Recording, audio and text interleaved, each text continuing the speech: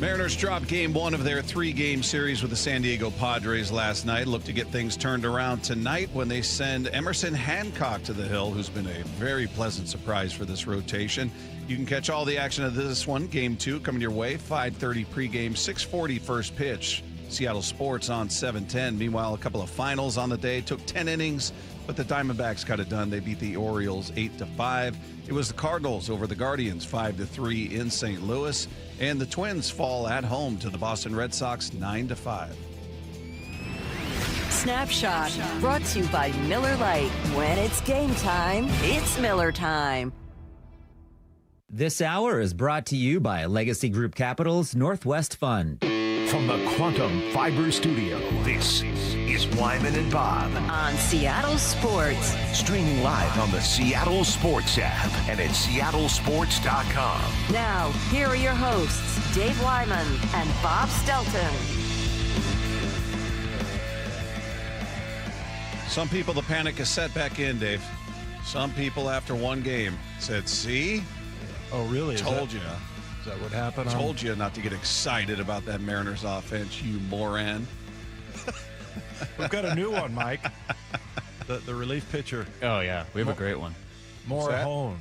Yeah, the relief pitcher. We have a new one to call our texters now. What's that? Pronounce his name, his real name. Morahone. Yeah, the Padres guy. Oh. But you could emphasize it and say Morahan. Yeah. Our texters, the Morahans. That's a lot of... Lefko's got the back of the throat thing going there. Morahan. There we go. So you Morahans text Morahans. That sounds like Yiddish or Hebrew or something. Morahan. It's in my background, so there you go. Lefko, that was like the most exciting part of it. Well, the Chipotle downstairs. No, I didn't get any of that. So this has been the most exciting part of my day. This is, yeah, and I was like, is this guy's name, is the J silent by any chance? Is it Morahone? And then, Mike was just delighted. There you we go. Could call him texters. Is it more John? I go, no, I don't think so. More John. And then we went to look it up. I did not say more John, for the record. Wait, they had Chipotle downstairs? Morahone. Yeah, they did. They did? I missed that meeting. I didn't get a memo on that. That's a shame. All right. Well, you guys can text in 866-979-3776. We saw the Mariners go up against what we talked about yesterday, a team that was hotter than anybody in baseball. They had a 5-game winning streak, now a 6-game winning streak for the San Diego Padres. You knew it was going to be a tough pitching matchup, and the offense wasn't there last night. Is that because it's fool's gold, or did you just go up against a good pitcher and a good team right now, and you got shut down? It's not like the Padres went out there and lit up Brian Wu. He gives you 7 innings, 3 runs. That's a quality start. Quality start, yeah. So he did his job, and it wasn't like they were just blasting the ball over. I mean, the hits that were scoring the runs were like little water balloons into the outfield and all that. So, look, they won. They're a good team. We'll see what happens today. But I didn't come out of this game going, we got fooled by the Astros series. Yeah, they're a different quality in terms of the rotation, but I don't think this lineup all of a sudden, they stink again. They were terrible. Yeah, no. Yeah. The only thing that bothers me, though, is that Cal, Julio, and Josh Naylor went over. Naylor had 1 hit. Oh, who am I thinking? Oh, there was, was it Brendan Donovan maybe? Donovan went over. Yeah. Cal went over, and Julio had 2 walks, so there was at least that. But, yeah, there were only 3 guys that came up with hits. Yeah. And that was Naylor, Rosarena, and Rayleigh. And then there were only 2 players that drew a walk. Yeah. Julio had 2, and Rayleigh had 1. Right. When we were talking about, 27 total walks in the series against the Astros. Again, different rotation, I understand, but just that patience they showed. Yeah, and you're right. Sorry, I was looking at the wrong list here. But, and Josh also, he hit one really hard down the first base line, and that's kind of been the deal with him, right? Yeah, that Ty France guy. Damn Ty France guy, yeah. So, but, he robbed one of his own, too. Yeah. I mean, he does a fantastic job at first base. But, yeah, that was the Cal and Julio part of it. Brendan Donovan's been great, so it's not like, you're going to freak out over that. But, and they've had a lot of success down there, 8-2 at Petco since 2022. So it's not like it's a daunting ballpark or anything like that. But, yeah, it just I mean, they have decent pitching. And you look at the division that they're playing in right now, the NL West, Arizona, I mean, they're basically ranked third in the National League West and got 11 wins. Yeah. They just won today in extra innings. Yeah, it's like the second most wins in all of baseball. And that division is unbelievable. But, so that's a good quality in that NL West. And, the Padres are a really good team. So, yeah, I'm not freaking out about it. But, the fact that, a couple of guys like Julio and Cal and how much they mean went over kind of a little bit bothersome. Yeah, it was a bummer because you were hoping that those were the guys that had gotten hot during the Astro series, specifically Julio in that series, and you're hoping it would carry over. Again, I give him credit for some discipline at the plate, working 2 walks in that game. He had 2 of the 3 total. So they got shut down. And look, when you bring in Mason Miller, it's just over. Yeah. He's unbelievable. He hasn't given up a run. He comes in and he only struck out 1, but he goes an inning. He's got a 0 ERA so far in the season. The guy throws 102, and then he's just throwing that big bender up there. He's got guys completely off balance because they're just prepped and ready for 102. Right? They're geared up and he's going off speed and everybody's off balance. I mean, he's just ridiculous. And King pitched a good game. He's been pitching well. He's got an ERA under 3. Yep. Gave up 1 run on 4 hits, 6 innings. So it's a good team. It'd be different if you went out there and you lost to the White Sox or you lost to the Rockies the way the Astros did. I'd feel a different type of way, Dave, as the kids like to say. Well, I'm pretty sure that the National League participant in the World Series is going to come out of this division. That's for sure. Yeah, it's a good division. We'll see what they can get done. Hopefully, they can look. I feel like we got some traffic, but we just didn't get them in.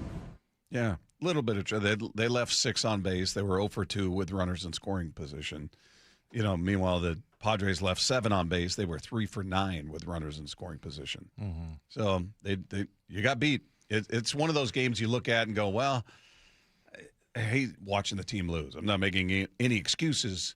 But it was a good team. They played good defense. They pitched very well. Brian Wu did his job, gave you a chance to win, and the offense got shut down. Mm-hmm. We'll see what they do tonight. Yeah, there were some things to like in that game, though. I loved the Rayleigh bunt. It's just fantastic, perfectly timed, everything, the way he executed it, all of that. And then JP, just a magician out there. I mean, that over the bucket catch, basically over the shoulder catch he had, was pretty good. But then the play that they didn't make, where he shovels the ball to Cole Young, and it was close. They almost got it, but and Angie pointed this out last night. The fact that Cole Young was ready for that was really cool. Cole Young's played really well. He really has, and he looks like he belongs. Yeah, he does not look overwhelmed at the plate, righty or lefty. Yeah. He's hitting lefties. He's playing great defense. Great defense. Yeah, it's kind of been lost in the struggles of the middle of the lineup. Is here's a guy last year who was like, hey, he had a couple of bright spots, but then really down. Didn't see him in the postseason. I mean, it was a rough end of the season for him. And he's come back in a very nice way. Yeah. Both at the plate and in the field. Well, and just his demeanor as well. He just, the way he carries himself, he's a big leaguer now. So it's kind of like Emerson Hancock. We talked to him the other day, and, he was just this kid that kind of wide-eyed, and now you see that he's confident, and so I'm excited to see him tonight. Yeah, it's unfortunate. You look at the start from Wu and go, man, the dude did his job. He gave you a quality start, gave you 7 innings. Starters are going deep. I mean, you have George Kirby going complete game, going 7 2/3. I mean, you're getting your guys, for the most part, going deep in these games. You got to find a way to win some of these. I mean, you don't want to waste these performances. But looking at Wu, as far as the starters go, is he kind of proving he's still the ace of this rotation? Yeah, I don't know, man. I like Kirby. I was looking at the numbers, and Brian, in a lot of ways has has better numbers. But yeah, Kirby to me is he's bouncing back nicely. Yeah, it just seems like he is on top of it, and I don't know if it has anything to do with like taking the ownership of, with the pitch comm and things like that, just making him more confident. Mm-hmm. Yeah, and and I know he doesn't like to walk batters, but it seems like he's been a little bit more tolerant, and then also just more like in command. I think some of the immaturity that we saw from him. Well, he was young, and some of the body language and things like that. I just think he has matured and just become an absolute pro. I might put George Kirby as my ace. Are you on with Brian Wu? You all right there? Yeah, I had to sneeze. At least you used the button. Yeah, I turned that off and just save everybody from that. But no, to me, Wu's the guy right now. If you look at the numbers, I mean, Kirby looks like he's returning to form. But if we're just going to look at their numbers where they're at right now, oddly enough, of all the starters, George Kirby has the most walks. Yeah, isn't that weird? How crazy is that? He's got 6 on the season. You look at it for Luis Castillo's got 4. You've got, Brian Wu has 5, and then Logan Gilbert is sitting there with 4. So it's pretty crazy that a guy that's known for his command, known for his absolute disdain for walking hitters. Yeah. Through 4 games. I mean, it's been 4 starts. He leads the team in walks. Now, he's got one more start than Castillo, so we'll see what happens in Castillo's next start. But, yeah, if you just look at walks, you look at home runs given up, Wu hasn't given up a home run. He's got the lowest ERA of anybody in the starting rotation. He's just, to me, he's a guy that's proving he's still that guy to me. He's game one for me. If you're in the playoffs, everybody's rested, everybody's healthy. Who do I want to start? Give the ball to Wu. Yeah. Well, and I like his maturity too, and just the way that you saw the post-game interview and just the way he handles it. He's a lot more fearsome, I feel like, out on the mound. And I like the fact that he was chirping at the first base umpire when, that little balk thing happened. That was a weird call. Yeah. Because I've never seen that. And we were reading the rule book on it today, and it was more about Naylor's proximity to first base. Right. And the fact that if Wu had stepped off the rubber and thrown the ball, they would have been fine. But the fact that he was on the rubber and threw the ball with Naylor being – he wasn't that far off the base when you watched the replay. But apparently they made that call, and I was like, I'd never seen a balk call based on the proximity of the fielder. Right. It's always about the pitcher. Yeah, and then afterwards, I think Wu was saying something about how he was moving towards second or whatever. But, the one thing that kind of came out of that, I was like, kudos to the first base umpire for even knowing that. I mean, or even looking for that. But yeah, I like that Wu kind of was chirping at him, and the first base umpire was like, get on the mound. Get back on the mound. Yeah, which I think if I'm Brian Wu, I might have thrown a ball at him at that point. I think it's fair to ask for an explanation because everybody was looking confused, like, the hell? He didn't start his motion toward home plate. That was everything looked above board, and it was an odd call. But well, and you brought up the thing at second base too.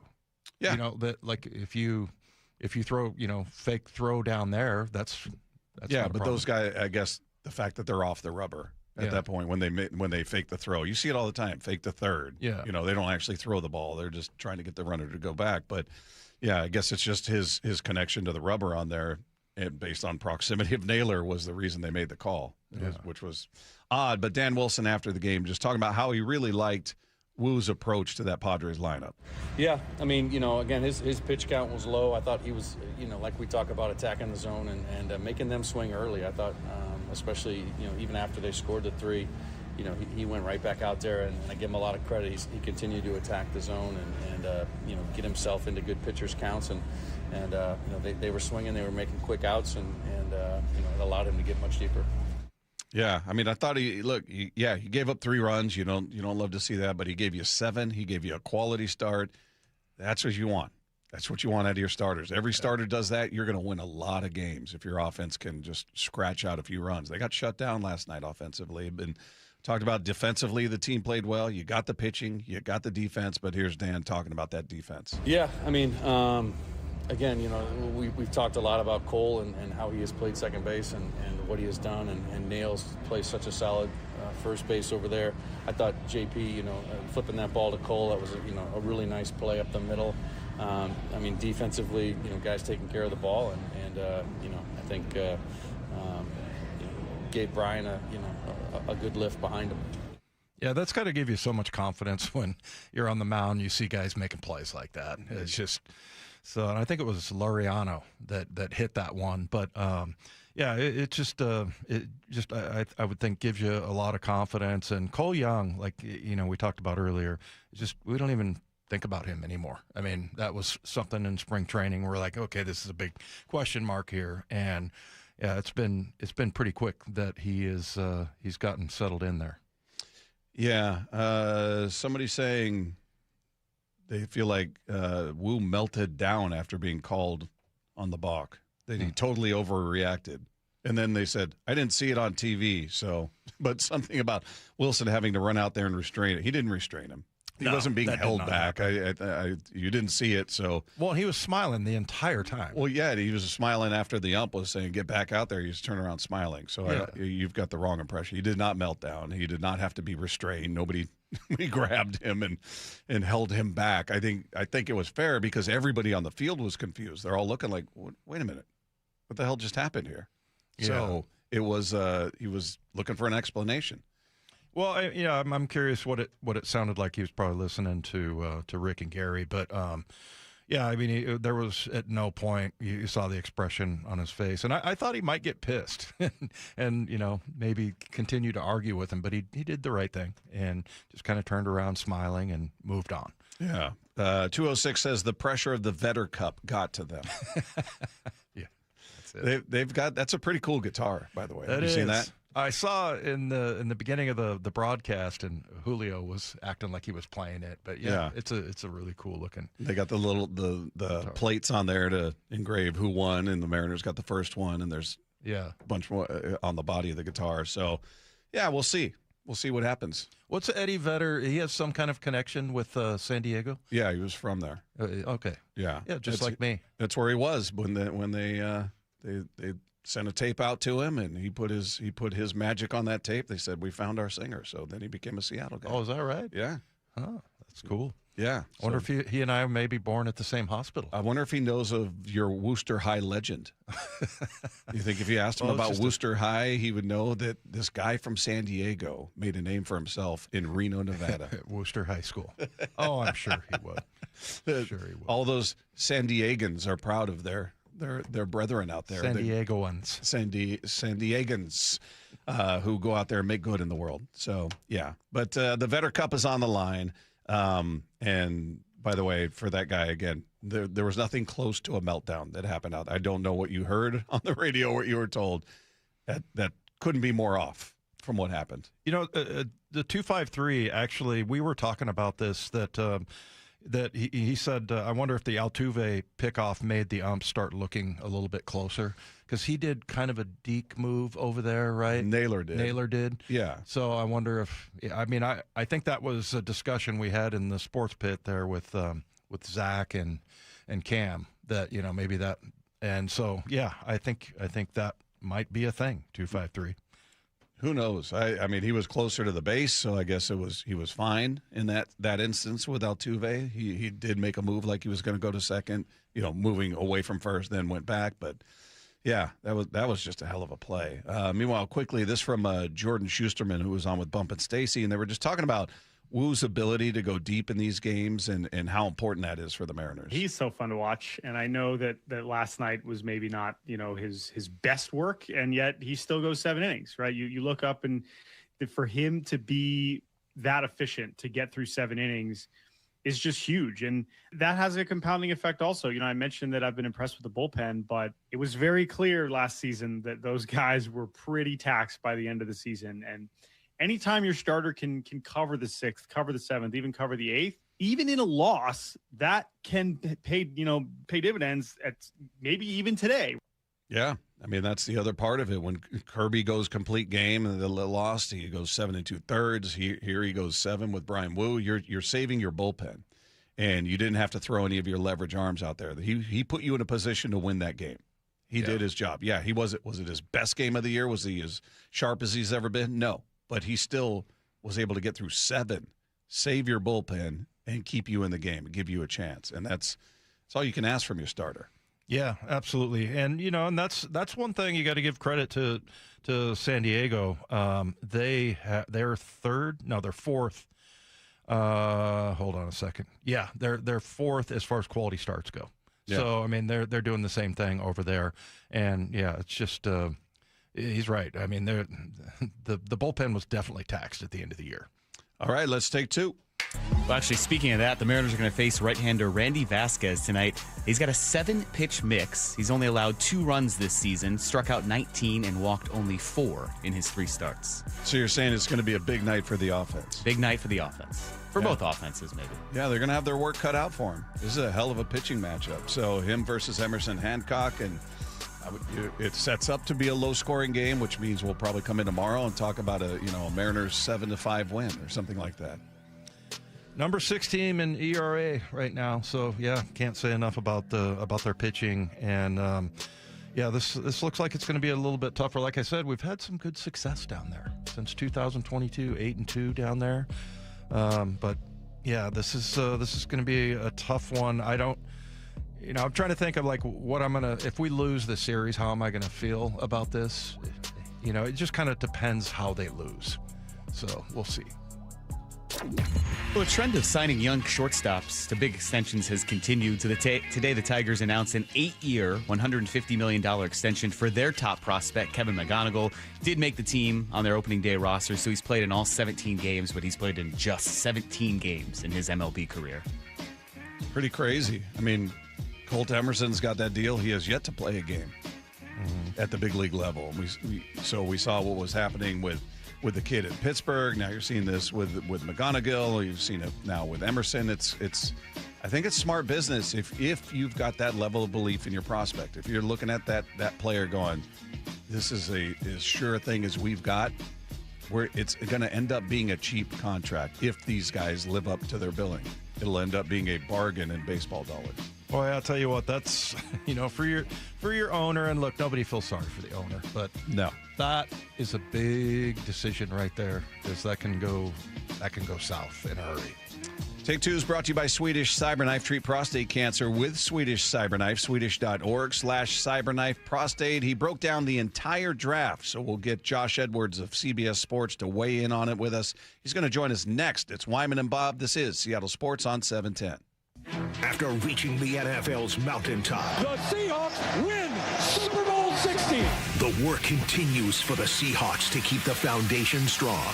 It's the 2026 NFL Draft. Next Thursday, April 23rd. Only Seattle Sports begins its first-round draft coverage with a reigning NFL Executive of the Year. Who are the real Seahawks? The John Schneider Show at 4 p.m. with Brock Hughes, Michael Bumpet, Steve Wyman, and host Bob Stelton live until 9 p.m. on Seattle Sports. Hey, here's a question for you. Are you in pain? Have you considered surgery or even joint replacement? It's Bob Stelton here with Dave Wyman, and I was in pain, Dave. I did have pain. I was looking at surgery, but before choosing surgery, I would advise people to do what I did. Go see Dr. Mark Wagner, MD at Seattle Sports and Regenerative Medicine. I had the stem cell procedure done on my hip, and it couldn't be a bigger game changer. Yeah, I've just heard so many patients, with the testimonials, including Bob, just rave about the results from the 90-minute outpatient stem cell procedure by Dr. Wagner. Who, by the way, is the most experienced in the Northwest. He's a board-certified physician with over 30 years of experience performing more than 20,000 stem cell procedures. Well, and the cool thing is he only uses your own stem cells to regenerate cartilage in your own joints. And people with severe osteoarthritis, even bone on bone, they're back doing what they enjoy, whether it's karate or laying on the couch, without pain and without surgery. You can't be in pain and do karate. That's what I've heard. So whether it's a hip like I had, maybe a shoulder, knee, elbow, whatever it is, before choosing surgery, go see Dr. Mark Wagner first. You can go to drmarkwagnermd.com. That's drmarkwagnermd.com. Can you imagine a world where you leave the house and you take your home Wi-Fi speeds with you? Well, thanks to Xfinity Mobile, it's not just a fantasy. Just picture it. You're at your kid's soccer practice. You're streaming the other game in 4K just like that. Or how about in the airport? You can download a cozy family comedy in a snap with Wi-Fi Power Boost. What if the places you had to be felt more like everywhere you wanted to be? Well, that's the magic of Xfinity Mobile. Reliable Wi-Fi and 5G when you need it. Xfinity. Imagine that. Cut your mobile bill in half with 2 lines of unlimited. Visit XfinityMobile.com to learn more. Some restrictions apply. Xfinity Internet required. Savings based on promotional rate for 2 lines of Xfinity Mobile Unlimited versus regular rates for 2 lines of T-Mobile. Experience more. Verizon Unlimited Plus and AT&T Starter as of 2/10/26. Taxes and fees extra. After promo, the regular rates apply, but go check it all right now. Put it right in your fingertips with XfinityMobile.com. This is Rick Jones of Goldberg Jones Divorce for Men. As a family law attorney, I know firsthand the challenges and obstacles men face in divorce and custody matters. Our firm is committed to protecting what matters most, and we're on your team. Find us at GoldbergJones.com. Trust is everything. Earning it takes years. Losing it takes 5 seconds. Lee Johnson Auto Family. Help DEA keep our community safe and healthy by participating in National Prescription Drug Take-Back Day, Saturday, April 25th.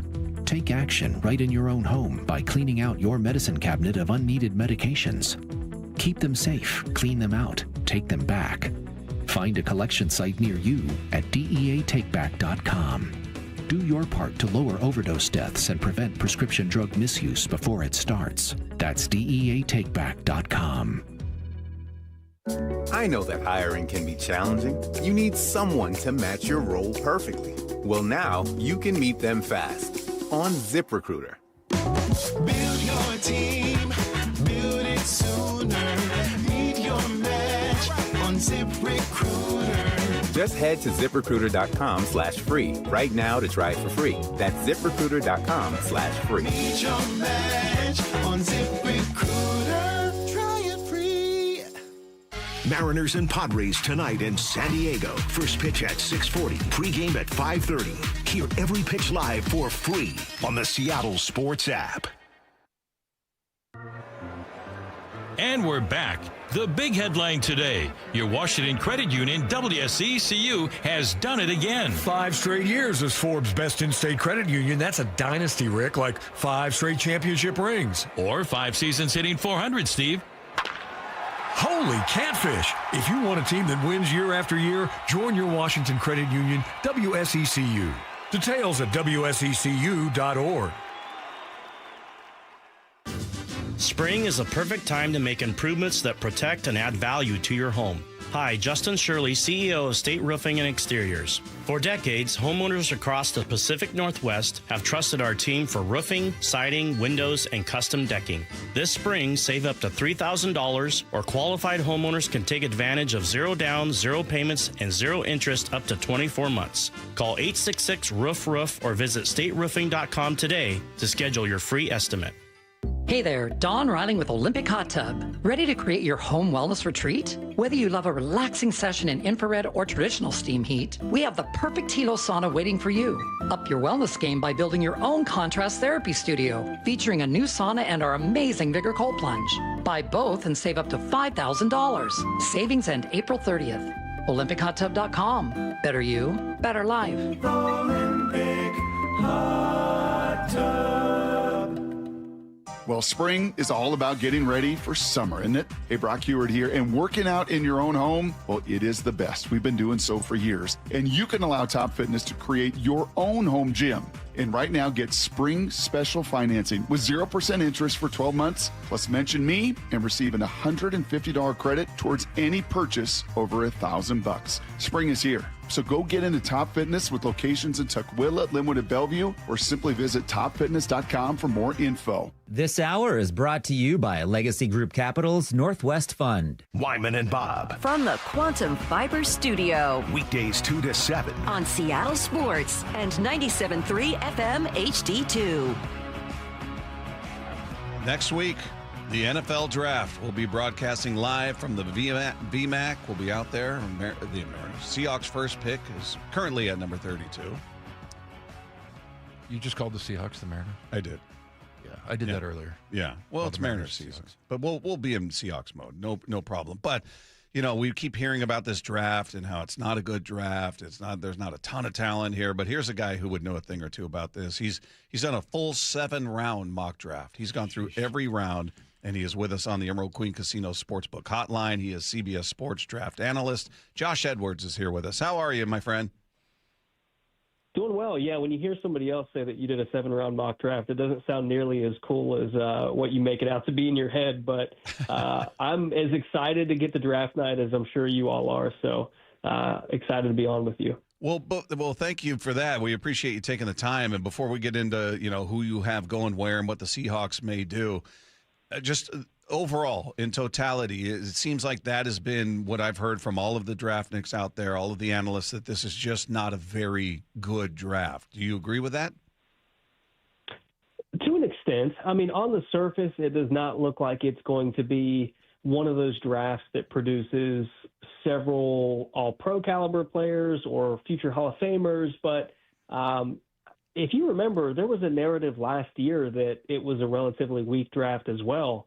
And that draft class produced several rookies that made an impact over the course of the year. So I've been a little bit slow to say it's a bad draft because I do think there is a real opportunity for teams to identify starters and really build depth even into day 3 in this class. So while it's kind of lacking in the true blue chip talent that is so easily distinguishable at the top, I do think that this is a deep draft class that a lot of teams are going to look back in a couple of years and say, we did a great job here. We were able to take advantage of where we were picking and get some really valuable contributors on our football team. So, I think there's a lot of reasons to be excited about this draft, and especially for Seahawks fans. You're picking at number 32 overall anyway, so you weren't going to get one of those first-round graded players without trading up, and I think that's unlikely with just 4 picks. So, if you're a Seahawks fan, I don't think you're too concerned about it being a bad draft class. Yeah, no, that's true. Hey, this is just a fascination of mine, but I think probably a lot of people. Carnell Tate, you have him being picked number 6. What is it at Ohio State pumping out the receivers? I mean, obviously we just paid $168 million to JSN, but Egbuka. I mean, it goes on and on and on. The wide receivers from Ohio State.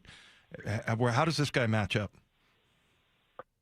Yeah, I don't think he's as talented as some of the others that have come out of that program. Whether it was Garrett Wilson, he's probably in a similar tier as Chris Olave and JSN and those types of guys who, were available a little bit later, but because it is a relatively weak draft class at the top, that's a player that benefits by being taken a little bit early. But, I'm always a little bit slow to not give an Ohio State receiver the benefit of the doubt, just because recent history has shown that those players are going to be successful in the NFL. I mean, Emeka Egbuka, most recently, Terry McLaurin, the list just goes on and on. Yeah. Those players have been incredibly productive in the NFL, and I think it just is a testament to the coaching they receive in Columbus because those guys are so well taught as far as what to look for when preparing for your opposition, the little details as far as getting in and out of your breaks, precision route running, stuff like that that's sustainable in the NFL. I mean, that's how Jackson Smith-Njigba, has been able to build a career for himself. He was a predominantly, slot player for Ohio State because they're just loaded at the receiver position. And then you put him in the NFL, and he's the top guy on their team. Suddenly he's used a little bit more outside. He's able to show his versatility, and that's really where the value is. So, I think a lot of people say, well, Carnell Tate wasn't the best receiver on his team. Well, that's because the guy that is the best receiver on his team is one of those freak shows that we talk about at the position, Jeremiah Smith. So I'm not overlooking Carnell Tate at all. I think he's going to be a very productive NFL player. I don't think he's going to be, the Jamar Chase, Justin Jefferson type tier, but he's going to be, a really productive player that can be that number one option for a team somewhere in the NFL.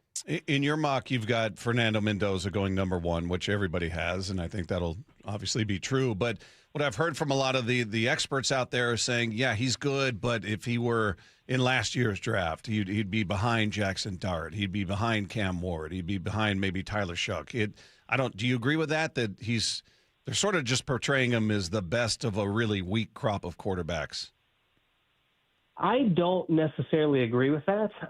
I honestly trust him more than I would trust Cam Ward. I think the down-to-down efficiency is much higher for Fernando Mendoza. He doesn't have Josh Allen's arm strength, but just being able to process the field, he's willing to stand in the face of pressure, deliver these passes to all three levels of the field. I mean, there's not a spot on the field that he's really not able to touch. Now he's got to get the ball up a little bit earlier on those downfield throws, because of, maybe not having quite the arm strength as some of these other guys. But he is an incredibly cerebral player who, anticipates what his receivers are doing. So he's more than capable of just putting the ball up there and letting his receivers go run under it. So I think that he is someone that has, the it factor as far as those intangibles that's difficult to put a finger on or to quantify.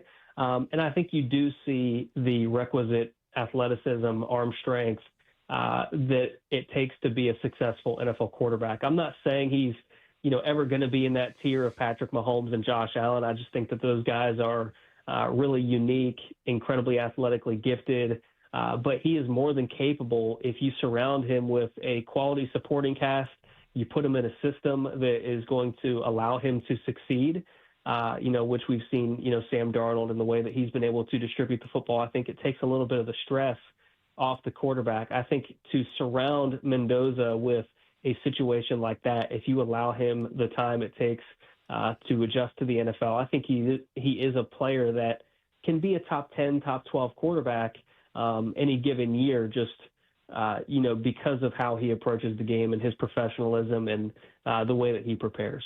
Hey, Josh, you have Jadarian Price, running back out of Notre Dame, going to the Seahawks with the number 32 pick, and there's a lot of speculation as to whether they're going to trade back and get more. But tell us what you see out of Jadarian Price.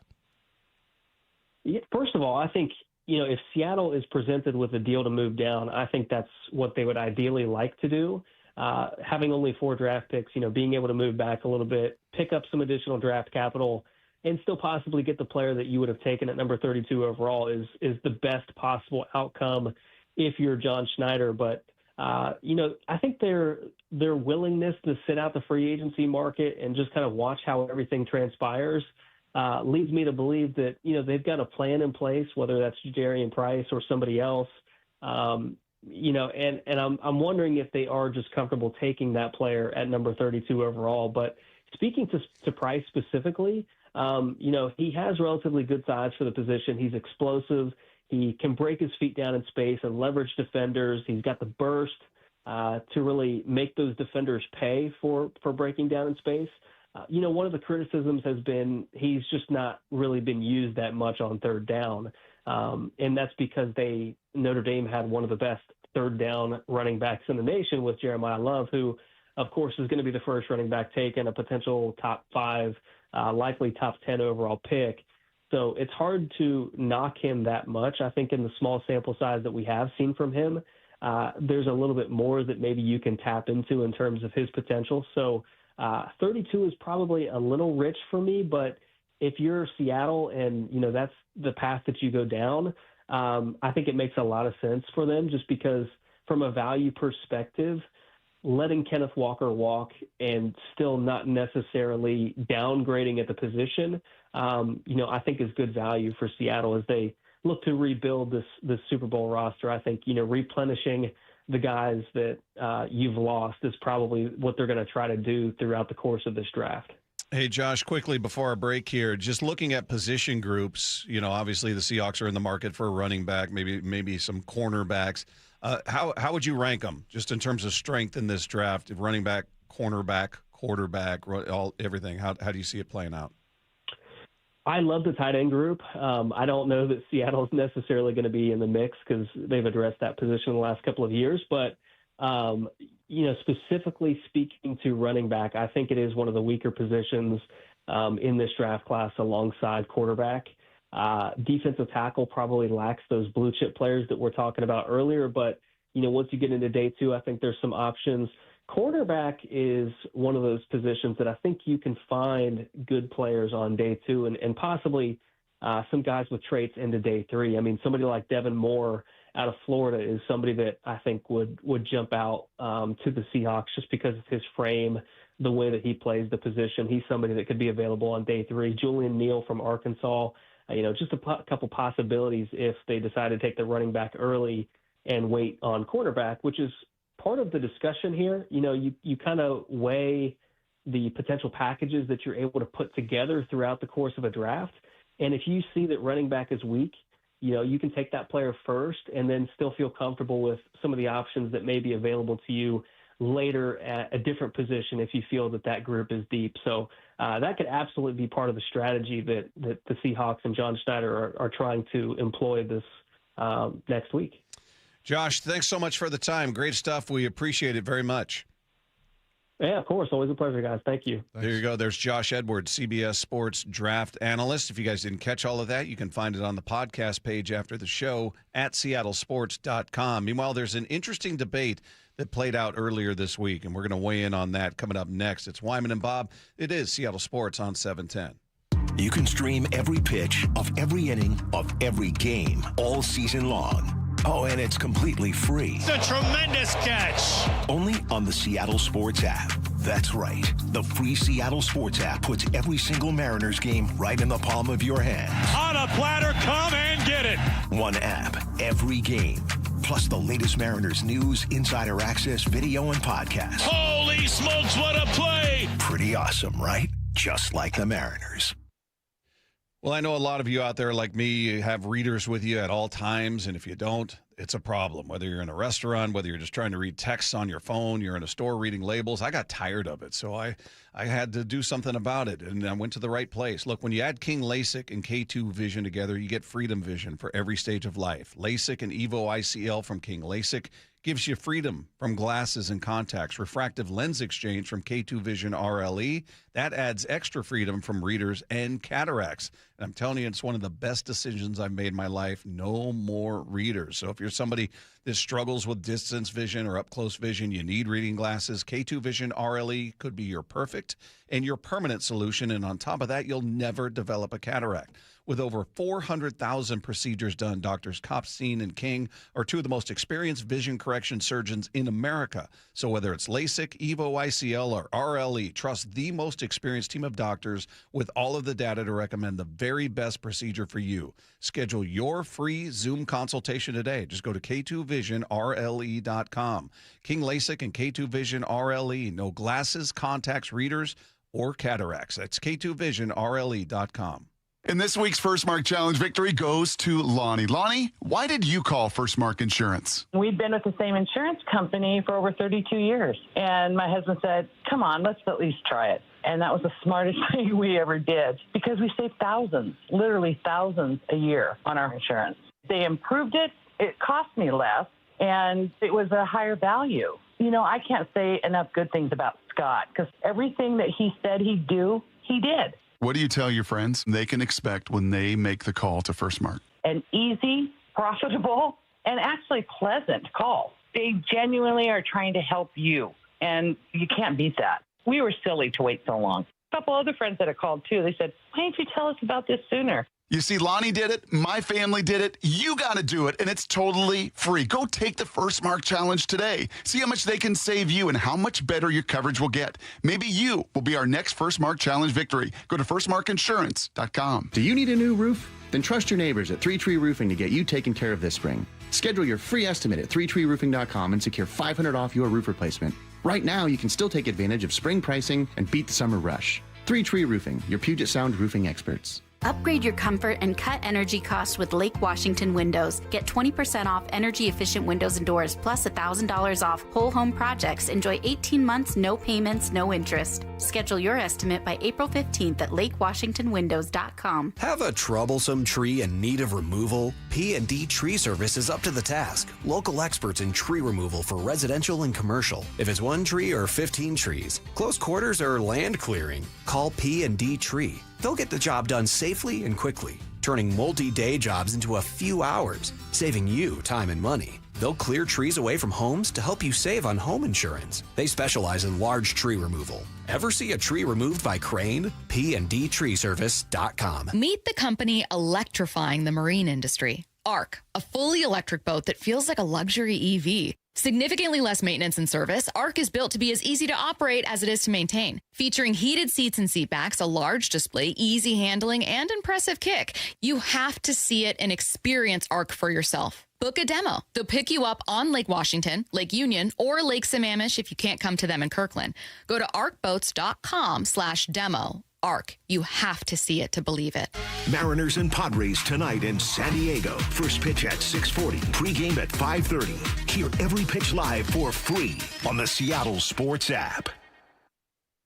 Hey, Brock Hewitt here with my buddy Shannon O'Kelly from IRG Physical and Hand Therapy. So much more than just physical and hand therapy, though, Shannon. You guys, holy smokes, do you have a lot of specialty care? Yeah, Brock, we do. You know, obviously our nuts and bolts is good old musculoskeletal, but we have a lot of therapists that do advanced certifications in specialty care. And that's important because we can treat the whole population. We can treat your neighborhood. We can treat your family. And those specialty services range from neurovestibular care to dry needling, sports medicine, hand therapy, pelvic floor, vestibular rehab, lymphedema, you name it, we have that service. Again, we're about taking care of the whole family and the whole family's needs. And remember, IRG, they're in your neighborhood. I'm talking over 40 locations and new additions in Wallingford and the WAC as well, that Washington Athletic Club. You can find them in person. You can find it online at irgpt.com. That is irgpt.com. Hey, Mike Salk here with Dr. Coogan from Eastside Weight Loss Clinic. And Doc, what do you say to people who are considering those GLP-1 injections for weight loss? Before you start, ask yourself this. Are you prepared to spend $3,000 to $5,000 per year and stay on the medications long-term to maintain the results? Many prescription weight loss injections require weekly shots, and when the medication is stopped, weight gain is common. And most people don't realize research shows a significant portion of the weight lost can come from muscle, which may slow your metabolism and make keeping the weight off even harder. From personal experience, I can tell you Eastside Weight Loss Clinic takes a different approach, a doctor-developed program helping people lose 20 to 30 pounds in just 60 days. No injections, no synthetic hormones, no long-term dependence. Instead, we use real food to reset your metabolism, control hunger, and cravings naturally. So come to their clinic in Kirkland or do the program from anywhere you live with easy remote options. If you want a safe, affordable alternative to weight loss injections, go to eastsideweightlossclinic.com to keep the weight off for good. Dr. Ryan Coogan, D.C. Results may vary. Wyman and Bob. From the Quantum Fiber Studio. Weekdays 2 to 7. On Seattle Sports and 97.3 FM HD2. Text line is there for you at 866-979-3776. You guys can weigh in on the Mariners, weigh in on the Seahawks draft, whatever you got on your mind. What are you laughing at, Dave? Just this last text. The texters, they're Morohones. They really are. They're Morans. Which one? This one, the Lefko sucks one. Oh. Lefko sucks. Dump Dave with a pound sign. It's some sort of movement. Is that what that says? I guess. And then Bob is adequate. That's why I live to be adequate. That's great. Starting off with Lefko sucks, man. Well, look at the one they sent before that. They're taking mean text to the. They're being very true to it. They're mean. Well, it's Wednesday. Okay. Yeah. So, yeah, I don't know what you're doing. You're a moron. We collect them throughout the week. The one they sent yesterday said, what's the better impression on the show? Bob as the professor, Charlie as Bob, or Lefko as trash? Jeez. Mean. What'd you do, Lefko? Probably too smart for them. I don't know. Is that what it was? Yeah. You made them feel insecure about their intellect? Yeah. That's right. Was Charlie doing an impression of me? Or was it they were just talking about when he was filling in? Oh, yeah. Probably when he was filling in. Oh, all right. Well, there you go. 866-979. Why do you give out the number? 3776. Because we collect them throughout the week. They can send them in. We just unveil them on Fridays or special occasions like today. I like to think that they think it's Friday. You want to limit the impact to just one big day of insults. Yeah. All right. Meanwhile, talking about impact, what kind of impact do the big bats have on the rest of this lineup? In a good way or bad way? Do you feel like, as they go, the rest of the lineup goes, or if they're, because I'd say we saw the opposite, certainly to start the season.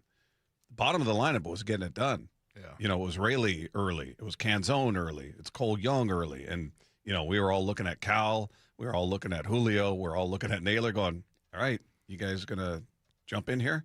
Because it was Randy was going, Donovan was going. It was really those middle three that were the hole in the lineup. So are you one that thinks, one or two hitters impacts the entire line? If Cal and Julio just start getting hot, or Cal and Naylor, or Julio and Naylor, two of the three get hot, you think that trickles down? I really don't. But I guess I've started to kind of explore that, because like Brendan Donovan talks about passing the baton. Yeah. And then if you have a couple of guys that are getting hot and maybe they're wearing the pitcher down, I guess I would entertain that. But for me, I've just always thought that every at bat is its own entity, that it just exists. And if somebody else is hitting, great in front of you, that doesn't necessarily mean you're going to. Right. But, look, I think a lot of hitters would tell you it's about confidence, about knowing, what you're doing, and you have some conviction in it. And, and if that gives you confidence, seeing the guy in front of you get a hit, maybe, but I don't know. To me, I don't think that momentum exists not necessarily in baseball in general, but just from one hitter to another. Yeah, I mean, they certainly can impact, because often you'll hear about pitchers pitching to the guy on deck, right? If the guy on deck is red hot, Julio's on deck, hypothetically, and he's just red hot, and maybe Cal's kind of cool at the moment. Maybe Cal's going to get some better pitches to hit because they don't want to walk him with Julio coming up. They don't want a runner on. So it impacts in that way. The guy in front of you, the guy behind you, they're going to see different pitches based on what you're doing often. It doesn't, like you said, it doesn't mean Cal's going to hit that fastball down the middle or whoever, but they're going to presumably get different opportunities versus a guy who's ice cold behind him. Then they're going to take chances with Cal and say, all right, we're going to try to get him to chase. We're going to throw outside the zone and risk walking him because the guy behind him isn't doing squat right now. He's ice cold. So we're not worried about him coming up and doing damage. Jeff Passan was on with Brock and Salk, and he was asked if baseball can have force multipliers like Coach McDonald describes for the Seahawks. In the lineup, no, I don't think so. Defensively, maybe so, like in center field or at shortstop, or if you can cover a lot of range. But just because when you're batting, it feels like every at-bat is sort of just its own individual battle. And every approach that a pitcher takes toward a hitter is specifically tailored toward that hitter. That being said, I will grant you this, Brock. I think when somebody takes a really, really good at bat, like, gets 8, 9, 10 pitches deep, that's the sort of thing that I'm not going to sit here and say that it's contagious by any means. I don't, I just don't buy that. But psychologically, I think it says something to other hitters that this guy is vulnerable and you can work him. Yeah, that would be the one exception, I guess I would say there. If you're working like a 10, 11 pitch at bat, that's going to have an effect on the pitcher. Oh, 100%. Yeah, we talked to Ryan Rowland-Smith, who said as a pitcher, he felt like if you get in those situations as a pitcher, 8, 9, 10 double-digit pitches, whether the guy comes up with a hit or not, he's looking at it as the hitter one. Yeah. But, the thing that rings true most in my head anyway is that what he said there is that, every batter, I mean, the approach that the pitcher has is specifically tailored for every hitter. Right. All right. Meanwhile, there might be a trade left for the Seahawks to make this offseason. We'll dive into that and everything around their draft. That is coming up next with Wyman and Bob at Seattle Sports on 710. After reaching the NFL's mountaintop, the Seahawks win Super Bowl 60. The work continues for the Seahawks to keep the foundation strong. It's the 2026 NFL Draft. Next Thursday, April 23rd. Only Seattle Sports begins its first-round draft coverage with a reigning NFL Executive of the Year. Who are the real Seahawks? The John Schneider Show at 4 p.m. with Brock Hughes, Michael Bumpus, Steve Wyman, and host Bob Stelton live until 9 p.m. on Seattle Sports. Hey, it's Dave Wyman for Swedish Cyberknife. You know, one of the best parts of radio is getting to interview a ton of interesting people who are at the very top of their profession. For example, Dr. Robert Meyer. He is a multiple-time recipient of the Seattle Top Doctor Award, and we spoke about prostate cancer and effective ways to treat a diagnosis. And Dr. Meyer, he said many patients prefer Swedish Cyberknife because all it takes is 5 short treatments, each lasting about 45 minutes. The Swedish Cyberknife can treat prostate cancer in only 1 week with minimal interruption to the patient's life and his work, and also the side effects are minimal compared to other treatments. No surgery, non-invasive, far less impact on your everyday functions and romantic life. And Swedish, they've been offering the Cyberknife treatment here in Seattle for over 10 years and treated over 1,000 prostate cancer patients. So if diagnosed with prostate cancer, learn more about Cyberknife for prostate cancer treatment at swedish.org/cyberknifeprostate. Treat prostate cancer with Swedish Cyberknife, and Cyberknife is a registered trademark of Accuray Incorporated and is used with permission. Hi, Chuck here at Frank Lumber the Door Store. One of our most popular services is our match-up service, where we use your old door as a template to create a new door in your existing frame. Whether you need an interior or exterior door, this is a great way to change out your doors DIY style. And as long as we have what you need in stock, we currently have available space without a long wait for our same-day match-up service. Please visit us in Shoreline, where there's plenty of good parking. Also, check us out online at franklumber.com. Everything that matters is at stake in a divorce. Your home, your savings, your children. For many of our clients, a divorce was unwanted. This is Rick Jones. At Goldberg Jones Divorce for Men, our team of experienced attorneys handle every aspect of a divorce and custody case. When stakes are high, you need a lawyer you can trust. Husbands and fathers trust Goldberg Jones. Visit us at goldbergjones.com to get your questions answered at no charge. That's goldbergjones.com. Imagine all that can happen in 5 years. Jobs may change, kids will grow, new memes are going to come out, but what if you had reliable, intelligent Wi-Fi and the price never changed for 5 years? Well, thanks to the Xfinity 5-year price guarantee, you don't have to worry about that part of your future. You're guaranteed 5 years of Wi-Fi that boosts speeds to your devices that need them the most. That finds and fixes any issues before you even notice them. It's like a super intelligent Wi-Fi that keeps you protected from online threats. You get incredible gaming speeds on multiple devices and no one battling for bandwidth. For the next 5 years, all your devices will be working in perfect harmony, and you get our best equipment with no annual contracts, no fees, and no strings attached. So even though kids will grow up and you still won't understand 6-7, your internet's going to stay sharp, reliable, and most importantly, the price will stay put. Plus, get online in minutes with same-day Wi-Fi, all with the Xfinity 5-year price guarantee. Lock in your price and unlock the possibilities. Xfinity, imagine that. Restrictions do apply. Select plans only. Harry Douglas here. I don't wait for birthdays to celebrate. I grab Confetti Craze 5-Hour Energy. It tastes like rich vanilla birthday cake with buttery funfetti goodness. Seriously, it's unapologetically extra in the best way. And it's sugar-free. So I get all that cake flavor without the guilt.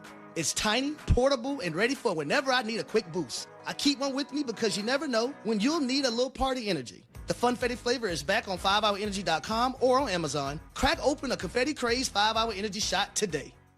Hey, it's Rich Eisen for Pella Windows and Doors. Sometimes teams take a timeout to regroup and call the right play. When it comes to your home, Pella Windows and Doors always has the winning game plan. They're not just window and door experts. They're experts at taking care of you and your home. At Pella, they find the products that meet your needs and their experts install them. They do it every day, and that's why your neighbors trust them. Discover why Pella is a trusted choice for homeowners everywhere. Visit Pella.com/Eisen today. That's Pella.com/Eisen. This is the story of the one. As a procurement manager for a hospital system, she keeps every facility in her network stocked and ready. That's why she counts on Grainger to be her single source for thousands of products, from disinfectants to lighting, air filters, and more. And with fast, dependable delivery, Grainger helps her keep every facility stocked, safe, and running smoothly. Call 1-800-GRAINGER, click Grainger.com, or just stop by. Grainger, for the ones who get it done.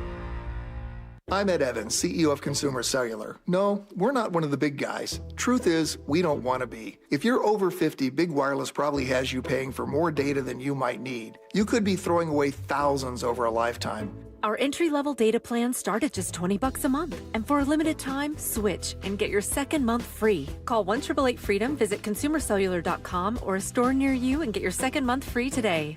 Plans include $5 credit for auto pay and e-billing. See site for additional details.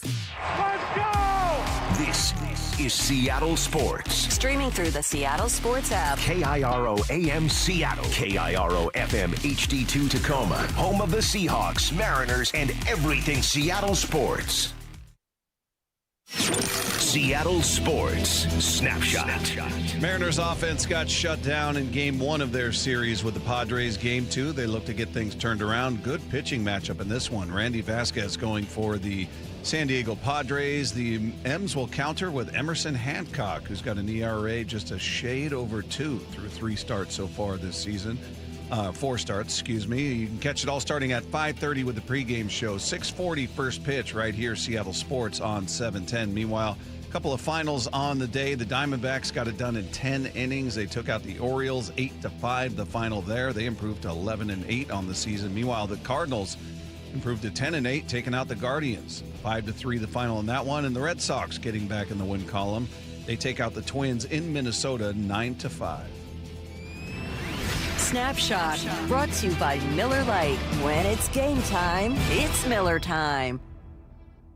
This hour of Wyman and Bob is brought to you by K2 Vision RLE.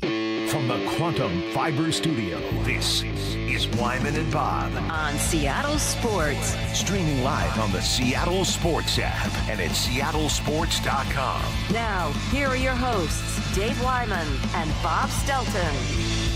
Next Thursday, we'll be broadcasting live from the Virginia Mason Athletic Center, day 1 of the draft, right? The 23rd. Yeah. We'll be out there. Who is it? It's going to be me, you, Brock, and Bump. Yeah. And Bump, yeah. On day 1. Yep. Anybody else? On day 1, no. I don't know who's day 2. We'll see. You know what that means? To be announced. You know what that means for me, Matt? What does that mean for you, Dave? I don't know. I thought you were going to just tell me instead of making me guess. I thought you would be in tune with this. Less talking.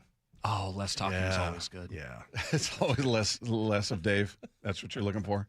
Just less talking in general. Fewer words from Dave. Well, I'll tell you what, definitely Brock and Bumpus are definitely dialed in as far as the college players because they both work in that regard throughout the season. So, yeah, it'll be cool. We'll have it all covered. Yeah, we do every year. We always have a fun time out there. And day 2 is we have a different cast. Why is it not the same cast on day 2?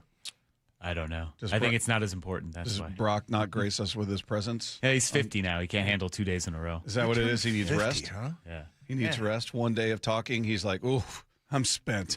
I'll be over here napping, guys. That makes me feel really old that Brock's 50. Dave's in his 60s. He's going to be there both days. Yeah. What the hell, Brock? Jeez. Yeah. What a baby. Yeah. Soft. Meanwhile, the Seahawks sitting there with a 32nd pick. Does it feel like because of where they're at in the draft, there's a little less excitement about it? We're not. Yeah. Well, I think it's, first of all, I think it's that and that they don't have a huge hold of it. We're not looking at it and going, man, what are they going to do here? Certainly you'd like to see him get a running back. Certainly you'd like to see him get a cornerback. Yeah. But do you feel like there's urgency the way there have been in the, like when we were talking about Gray Zabel, we were looking at going, you need a guard. You need a guard.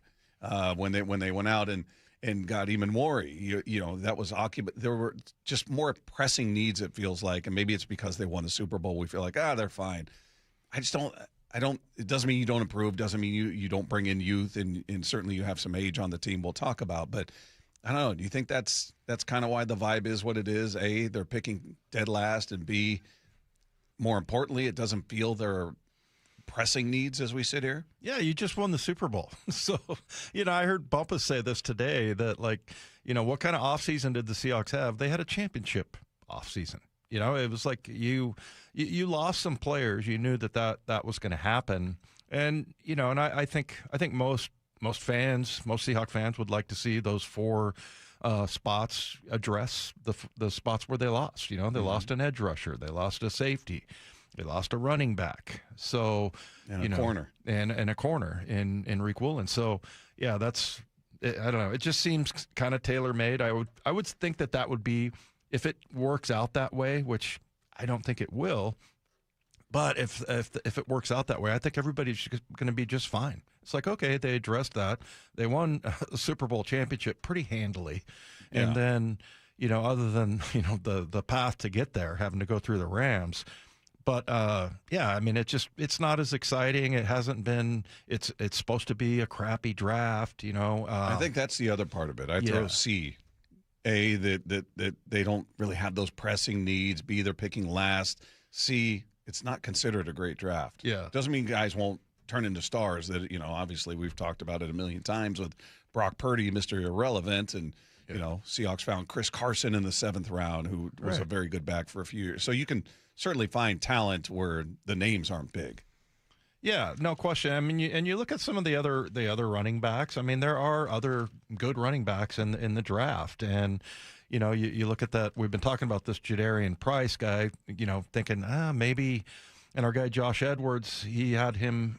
He mocked him at number 32, going to the Seahawks. So. And that would address that need for sure. But there's some other good running backs. I mean, the kid from Arkansas, Mike Washington, and he's over 1,000 yards. He had 8 touchdowns. There's a kid, Emmett Johnson, a Nebraska running back, 1,451 yards, 12 touchdowns. So yeah, I mean, but they got Emmanuel Wilson. Maybe that's going to be the way that they address the running back. So yeah, I mean, I'm very very curious to see. It's not like I feel like there's not a need really for this draft. It's just I would like to see it play out where it addresses the positions that they lost, but the urgency just isn't there. Yeah. It's an odd year for the draft. I still love the draft. Still looking forward to it. Anxious to see what they do, but not in the way that I was. Again, with Zabel, because it just felt more urgent. You've got it, and certainly they weren't coming off of a Super Bowl victory. So it really does change sort of the attitude towards it. And again, picking 32nd, there's not a lot of intrigue. Like, oh, man, what are they going to do? Yeah, I'm feeling like they'll probably trade out of it. But if they pick there, is it going to be a huge upset? No. It's just that kind of no man's land spot of 32. But Joel Klatt was on with Brock and Salk, and he explains why the Seahawks, in his opinion, are in a tough spot at number 32. I think that, and the conversation becomes, Jadarian Price from Notre Dame is clearly the second best running back in the draft. The problem with the running back position is that if you need a running back and you need that running back to potentially start this year, after Jadarian Price, there's like nobody. You ain't finding one. Mm-hmm. Nope. So it's going to artificially bump up his value. I'm sure Seattle would love to wait until their second pick. They're not getting Jadarian Price with their second pick. Nope. That's not going to happen. Their only hope, if they don't take him at 32, would be he slides a little bit for whatever reason. He's available at 40, and you can somehow pull the trigger and run up there and get him. Yeah, the one thing, Brock and Joel Klatt, pretty adamant about how, the drop-off in running backs after those two Notre Dame guys. Maybe.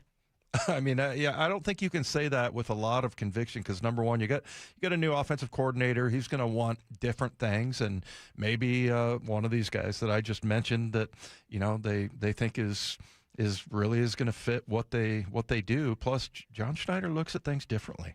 And you mentioned like Chris Carson. What a great example of, getting a guy in, what was it, the 7th round, I think. So yeah, I mean, I can never, say, yeah, there's nobody good after that, because you never know if that's going to, spark an interest from John Schneider, and he's been on a heater. So he's made some good picks and done a pretty good job with the running backs and a couple of second rounders recently with Charbonnet and K9. Yeah, and even in that setting, people were like, "What are you doing drafting a running back in the 2nd round?" Yeah, and then what are you doing that in back-to-back years. So Seahawks got a little bit of ridicule, not that those were bad players, but feeling like they overdrafted that position.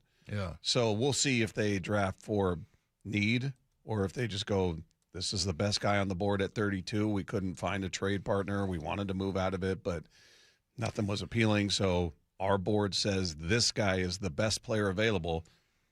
Maybe he's I don't know what he is. Maybe he's a guard. Maybe he's a tight end. I don't know. I don't know how far they take that. Tight end is not a position of need on any level, it doesn't appear. But what if their board says that? Then what do they do? Yeah, I'd probably pick a tight end. Like I was saying yesterday that, you pay $168 million to JSN, and then, you pay $17 million to Rashid Shaheed, and you work pretty hard to get Jake Bobo back here.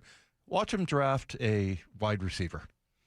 Is that how disciplined they are? Like, no matter who we have on the roster, our board says this is the 32nd best player, regardless of position. Wouldn't that be the most John Schneider thing ever?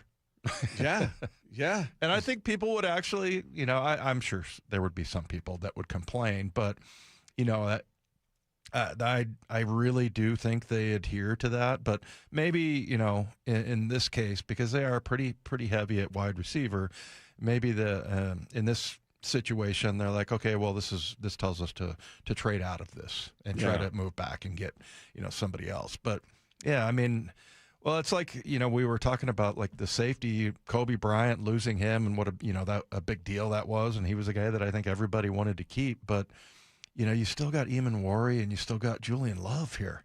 It's not like it's and I think maybe the running back is the one position that's most, I'd say, important to fans anyway, because you just feels the least stable. Yeah. Right now.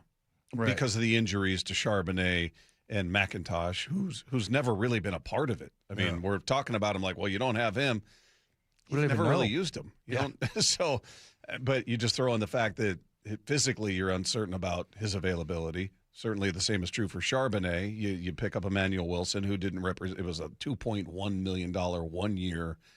Yeah. That doesn't represent a huge commitment or come with a lot of expectation for me on that. Maybe he does blossom here. And then George Holani.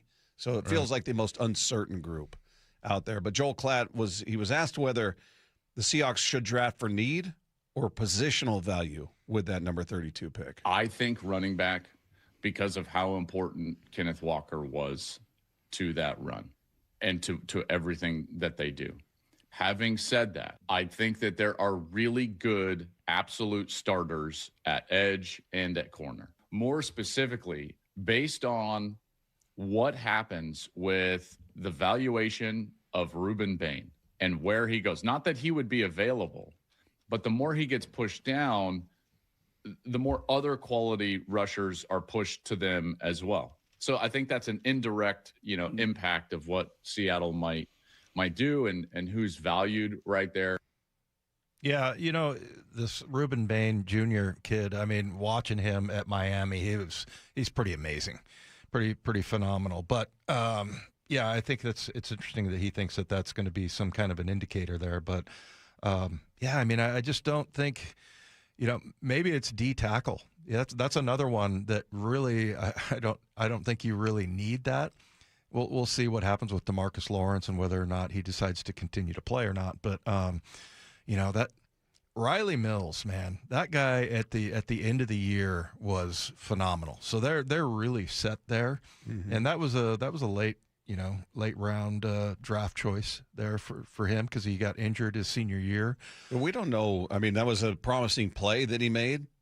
We haven't seen much of him out there to know is he a monster down in, down out, game in, game out? Is he a guy who flashed that one time and maybe he doesn't turn? I don't think it was just that one time. He was playing really well at the end, and he played really well in the Super Bowl. And just to see, that was just a really interesting upside of his game. But if you look at Moyer was going on and on about this, and if you look at his highlight film from Notre Dame, he just destroys people.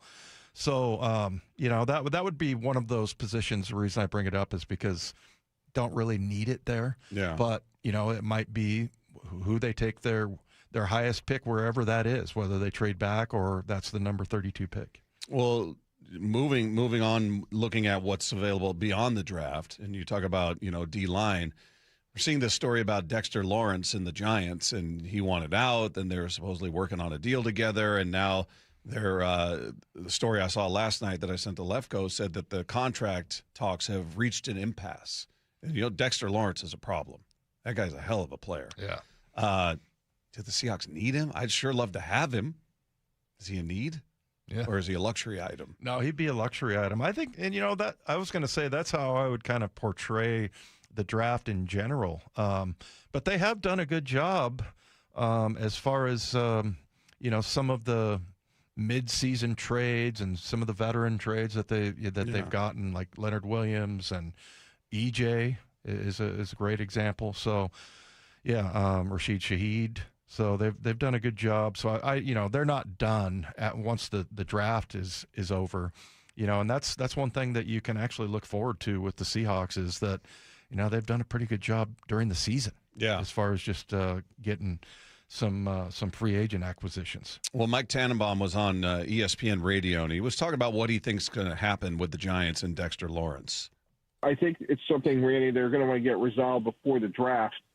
Certainly, if there's three of us who are running the Giants, he's too important of a player that you don't want to have any uncertainty. So I would work really hard to see if we could figure out the contract. And if for whatever reason we can't, I certainly would want to recoup multiple draft choices for him, before this year's draft.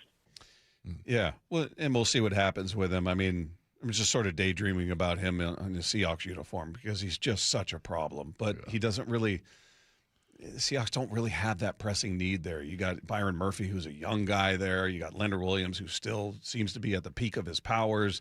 You do have the question mark of Lawrence, what's going to happen with him. But, yeah, I would if they swung a deal for him, I wouldn't be mad. Yeah. No, quite. I mean, you just get better and better defensively. So, and that's the one thing that you kind of count on. I mean, the defense is going to be good. They just are. So, but it would be kind of an interesting move if they were able to find a way to get him signed here. Yeah, it's interesting when you see guys who turn into superstars on other rosters and there's turmoil like we saw with Hendricks out there in Cincinnati. Yeah. Certainly see it with Myles Garrett in Cleveland where they're still talking about, are they keeping him? Are they not? They signed him to that lucrative extension and all seemed to be right. Now you're hearing whispers or talk, not even whispers, just talks about, all right, are they going to move on from him and try to, they're not. I think for teams that aren't in a position to compete right away, like we were talking about the Raiders and their situation and why do you need Max Crosby right now by the time you're competitive?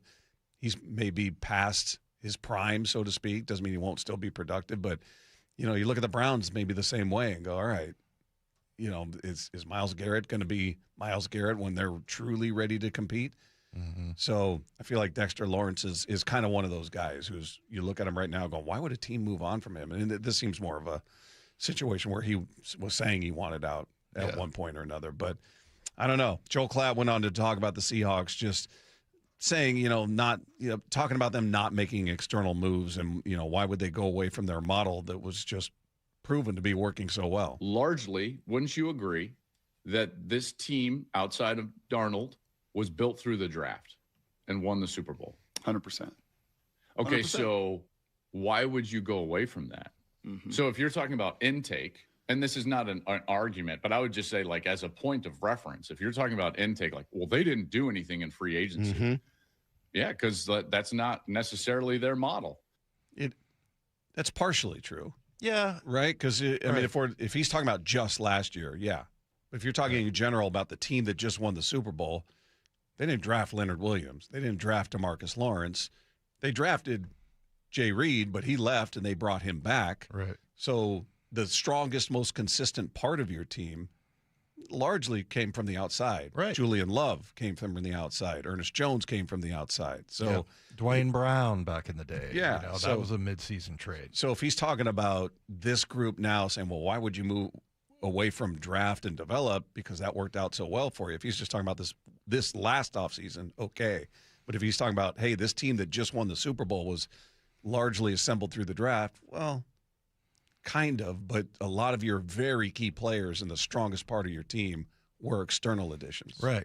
Yeah, and I just don't think that Jon adheres to any one, and I get it. It does make sense, and I was actually saying it too, where I'm like, okay, Jon's drafted really well. Why would he want to get away from that? But I don't think Jon is in love with the draft, over free agency or any kind of, off-season acquisitions or anything.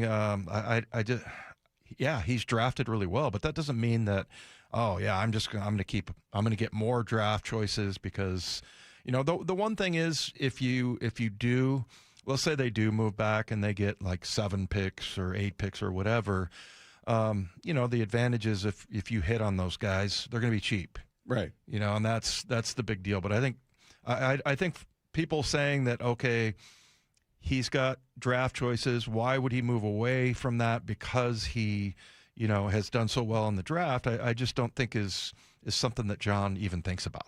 It's just like, okay, well, what's the best move for my team? Yeah, I'm guessing it's unique every year. All right, Here's what's available in the draft. Here are the holes on our team. Here's who's available for trade. Here are who the free agents.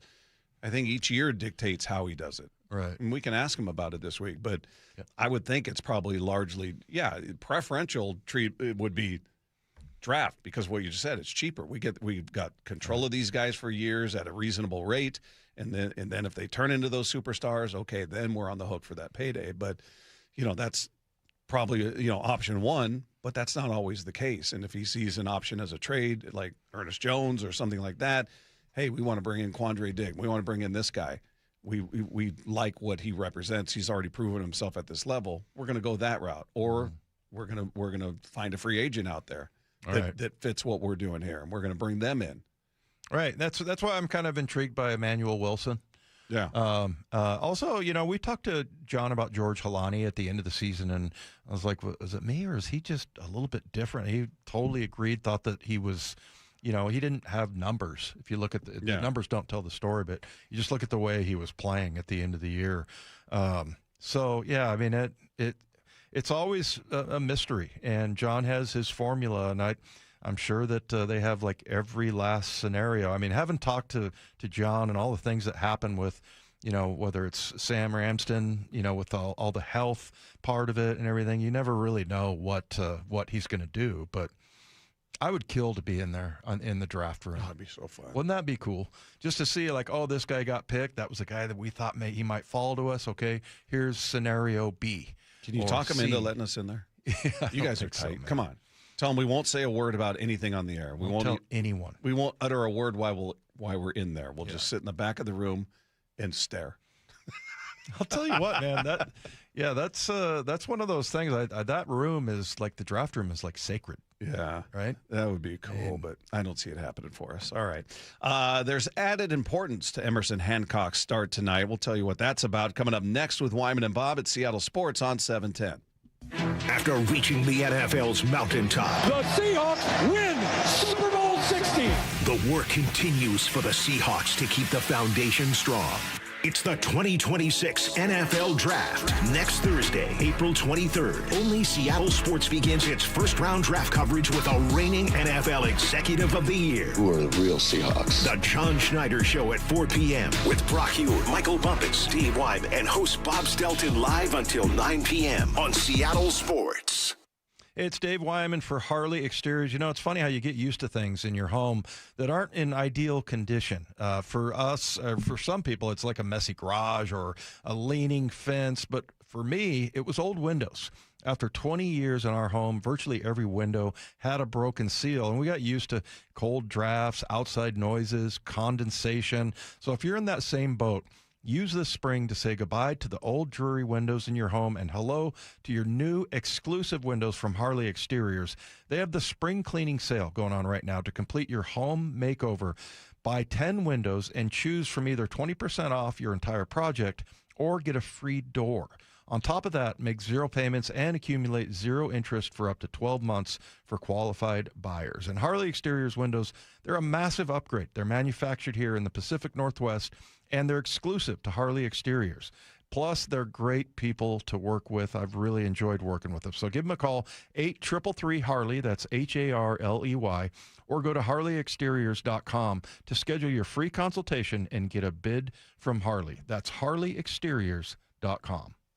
Let Olympic help you create the ultimate home contrast therapy studio. Pair a relaxing Tilo sauna with our revitalizing Vigor cold plunge. Save up to $5,000 when you buy both. These massive savings end April 30th. We live in one of the most beautiful places on earth, and owning your own deck is a great way to enjoy it. But finding the right decking solution can be overwhelming. That's why all 9 of our Puget Sound locations offer decking showrooms so you can get your hands and toes on the more than 60 decking options we carry. So if you have any questions about building, maintaining, or repairing your deck, contact me personally. Mike Dunn at DunnLumber.com. Fiberon decking is now available at Dunn Lumber, your deck headquarters. Start having fun. Caesar Sportsbook at Muckleshoot Casino Resort is your #1 place to eat, drink, watch, and have fun. Keep up with your favorite sports anywhere and everywhere on property with the mobile app. Visit muckleshootcasino.com today. Scan the QR code and let the play begin. Muckleshoot. Listen every morning to Brock and Salk for Need to Know, powered by Marquee Data. Marquee IQ brings all your data together into one clear view. Stop running your business on highlights. Get the full picture. Visit datathatwins.com to learn more. At quarterback, calling the right play could change the whole game. And when your car breaks down, same idea. Make the right call before the big repair bill hits. CarShield helps protect you from expensive auto repairs. Plans include 24/7 roadside assistance, towing, and rental car options, all to keep your drive alive. Look, breakdowns happen, but choosing CarShield, that's the easiest call you'll make all day. Visit carshield.com now and join the team that's helped millions of drivers save. Coverage varies by plan. View contracts and exclusions at carshield.com. I'm Ed Evans, CEO of Consumer Cellular. No, we're not one of the big guys. Truth is, we don't want to be. If you're over 50, Big Wireless probably has you paying for more data than you might need. You could be throwing away thousands over a lifetime. Our entry-level data plans start at just $20 a month. And for a limited time, switch and get your second month free. Call 1-888-FREEDOM, visit consumercellular.com or a store near you and get your second month free today. Plans include $5 credit for auto pay and e-billing. See site for additional details. Mariners and Padres tonight in San Diego. First pitch at 6:40. Pre-game at 5:30. Hear every pitch live for free on the Seattle Sports app.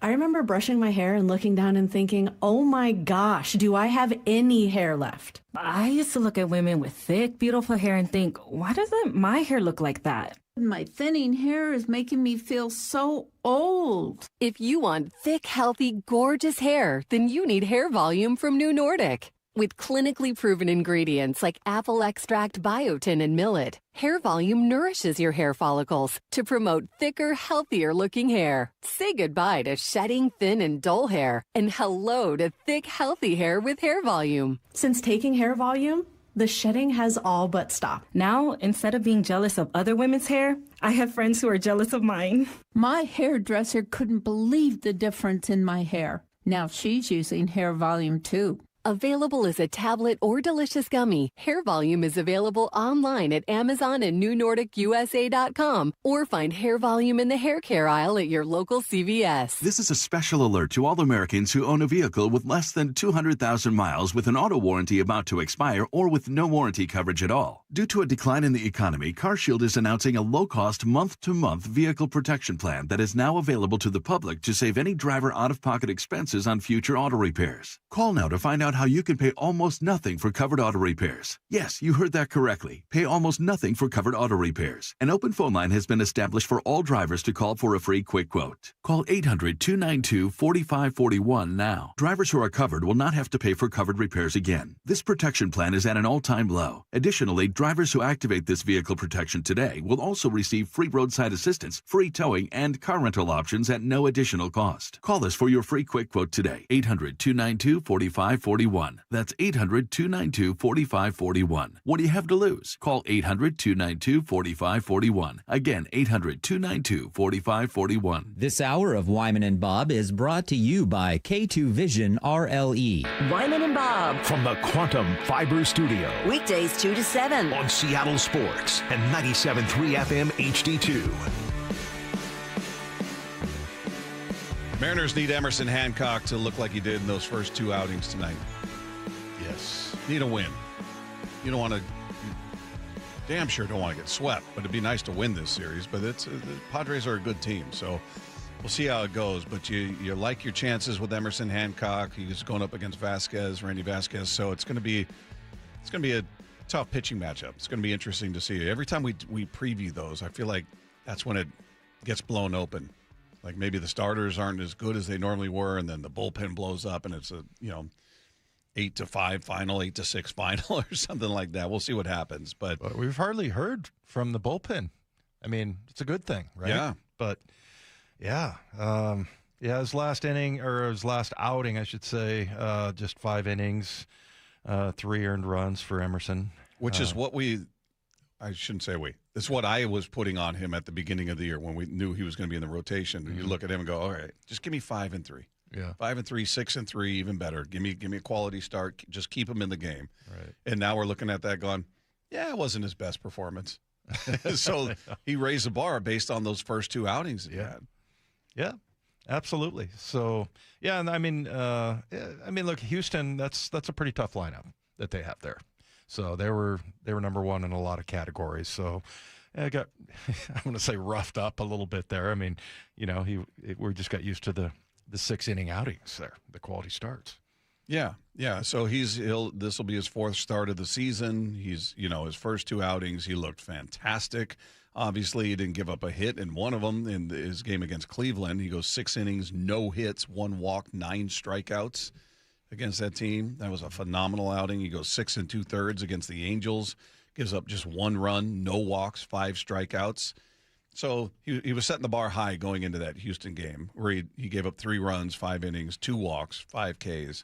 So we'll see what version you get of him tonight. But Ryan Rowland-Smith was talking about, Hancock pitching the way that he has been allows you the luxury of taking your time with Bryce Miller. You have to, in this situation, the way Emerson's pitching, the priority right now, I'm not saying that Emerson Hancock has taken Bryce Miller's spot by any means, but you have to look at this. And with everything you said about Luis Castillo, if it was tomorrow, you would sit there and say, Bryce at this point is not going to push someone out of his spot right now, even with Luis Castillo doing what he's doing. So what this does with Emerson, the way he's doing his thing right now, I'm happy for him. It allows them to just let Bryce get 1,000% confidence-wise, physically, get him good to go. I would not mess with the start that five-man rotation, and I'm giving Luis Castillo, not because he's a veteran and he's earned that right. No, from what I've seen the last couple of years, that he is a dude that once he gets in a rhythm, he is just an absolute force. You don't want to mess with that right now. Yeah, it seems like with Luis Castillo, there'll be a couple of games where you look back and go, these last 2, is this maybe it for him? Is he gonna? And then he comes back. He comes back and just proves why he is the Rock. So, I agree with him. And the same thing with what he was saying about Bryce Miller is that, I feel like they've always kind of gone a little – it's just nice to have him rest a little bit more. And not have an outing, and just make sure he's 1,000%, as Ryan Rowland-Smith likes to say, healthy, and that he's good to go, and he's going to help you later in the season. Yeah, I'm looking at Luis Castillo's numbers from last year, and his first start of the year, he went 5 innings, gave up 2 runs, 3 hits. All right, not dominant, but 2 runs, 5 innings. All right, and then the next one, 7 innings, 2 runs. The next one, 5 innings, no runs. Then he got touched up 4 1/3 for 6 runs. And then 5 innings, 3 runs, 6 innings, no runs. So he only had a couple of hiccups in there. A couple of short outings, certainly. He's not a guy who typically goes deep into a game, but, he really only got it handed to him one time in the first 7 starts of the season. So these are a little different. Where he's gotten it handed to him 2 times in a row. it looks a little different. I think, we're looking at him differently just based on his age. He's 33 years old. He's what, in his 10th season, I believe, this year. And you wonder, all right, we've seen the dip in velocity that's happened since he's been here. Is this where it happens? Is this the season where you really start to see the age creep in? Maybe this is just a speed bump, and his next start he looks like he did in his first start against the Yankees, where he goes out there and goes 6 innings, 3 hits, no runs, 2 walks, 7 strikeouts. It's just these last 2, especially the last one against the Astros, 3 1/3, 7 earned runs. Not a good outing. Yeah. So, and then the one before that, he goes 3 2/3, gives up 4 runs. So, yeah, 4 runs, 3 earned. But yeah, I'm not advocating for yanking him out of the rotation by any stretch. All I'm saying is, and that his answer there comes off the hypothetical we were presenting yesterday. Just saying, all right, let's just pretend, just say Hancock keeps rolling, doing what he's doing. And let's say Luis continues to kind of struggle the way that everything is as it is right now, but then Bryce Miller's ready to come back. Is Hancock the one you take out of the rotation to make room for him? Or should it be Luis? Or should it be neither and Bryce goes to the bullpen? I would say the last one. Bryce goes to the bullpen just because, well, and, we talked to Ryan, we'll get to it, but the whole 6-man rotation thing and why, that doesn't work here, but it's worked at other places, right? But still, but yeah, I mean, you just go back and look at Luis Castillo, and he posts, right? Yeah. I mean, look at, there was twice where he led the league in games started with 33, and 30, 32, this is his career, 32, 31. I mean, it doesn't get hurt a lot, and he's just more solid. Every once in a while, we'll kind of complain. He's kind of one of those that, like, you go, oh man, what a great outing by him, and then it'll be like, yeah, but he gave up a couple home runs in this situation, but yeah, I don't know. He's just been as solid as can be. But now, that he's getting up to, what is he? 33 years old. You start to go, okay, is this the end for him? Whenever he has, a couple of back-to-back bad outings. Yeah, this next one's there'll be a lot of eyes on it. Because if it's another one, you're going, all right, is something wrong? Yeah. What's happening here? So, well, like you were just detailing, it seems like it was always like 2 bad games. Yeah, it's just these came back to, because when you look at his first 7 last year, he just had the one where he got lit up. Right. That's going to happen. He had a couple of shorter outings, but he didn't really, get raked out there. This one, these 2 back-to-back, this next start to me has a little different intensity to it in terms of the way I'll be watching it anyway. Like, all right, what does he look like? Is it because of his age, or is it because of what we have, waiting to, it's more about who he is right now. Is he still that guy? Because pitchers, again, it's almost like a running back. Like, it's not if they're going to get hurt, but when they're going to get hurt, or when do they lose that step as a running back? When are they not hitting the hole the way that they did? We're watching, like I said, a little dip in velocity. Is that the beginning of it? Is that where we see a diminished version of him, or is it, hey man, he bounces back in the next start and looks like Luis Castillo again? So yeah, you look at his numbers and you wonder, like, okay, what are we going to see at the end of his career? Is it going to be like 16 years, or is it going to be 11? That's the thing that you worry about, and it's probably not fair to the older guys. He's only 33. Come on. I'd kill to be 33. One more from Ryan, and he addressed what a lot of people have texted, and why wouldn't you just go to a 6-man rotation? Here he is explaining why that'd be tough. When you have that extra day off, not to mention when you mix in a day off as well, now all of a sudden you've got 6 days off in between. It is very difficult to keep your rhythm. That's number one. And number two, when you look at it too, when you've got the way Logan Gilbert looks, George Kirby the way he looks, and Brian Wu, who all 3 are basically Cy Young contenders, they are built to be healthy, to get 30-plus starts. That's what you're aiming for. The minute you go 6-man rotation, now you're building up someone to go 25 times. You're not getting the same value from a rotation, but clear as that. And you do not want to dilute the opportunity to see those 3 guys I mentioned, Kirby, Logan. I want them out 30-plus times. I need them taking them out 30-plus times for the value aspect of it. Yeah, and you don't want to disrupt the other 5 guys' routine to accommodate the one guy. Yeah. Because more rest isn't always beneficial. And he brought up Munoz as an example. He hadn't pitched in 5 days. the first time he was out here on the homestand, and he didn't have his command. He was kind of all over the place. Yeah. So, yeah, more rest doesn't always equate to, hey, he's gonna be fresher, he's gonna throw harder, he's gonna do this. No, you're gonna disrupt 5 individuals' routine for the one guy. Yeah. Well, and also the dilution. I thought that was a perfect way to put it. You're diluting, 3 really good, pitchers, and in this case, maybe 4. So yeah, that really doesn't make sense for the Mariners. And so yeah, I wonder, and we talked to Charlie about this, that what about Bryce Miller? What does that do to him if you put him in the bullpen, or is it going to destroy his confidence, or is it going to kind of we talk about their routine and everything. Is that going to kind of screw him up, or? Yeah, I'm sure their plan is in place. They know exactly what they're going to do when he's ready to go. Luckily, they don't need to address that anytime soon, because presumably he's going to be back up during the homestand, just in attendance, and then he'll need I would think, at least 2 starts down in Tacoma, I would think. Yeah. Based on how little he's been throwing the ball. So we'll see. Meanwhile, what if what we saw over the weekend wasn't for real? What If Wednesday? Coming your way next with Wyman and Bob at Seattle Sports on 710.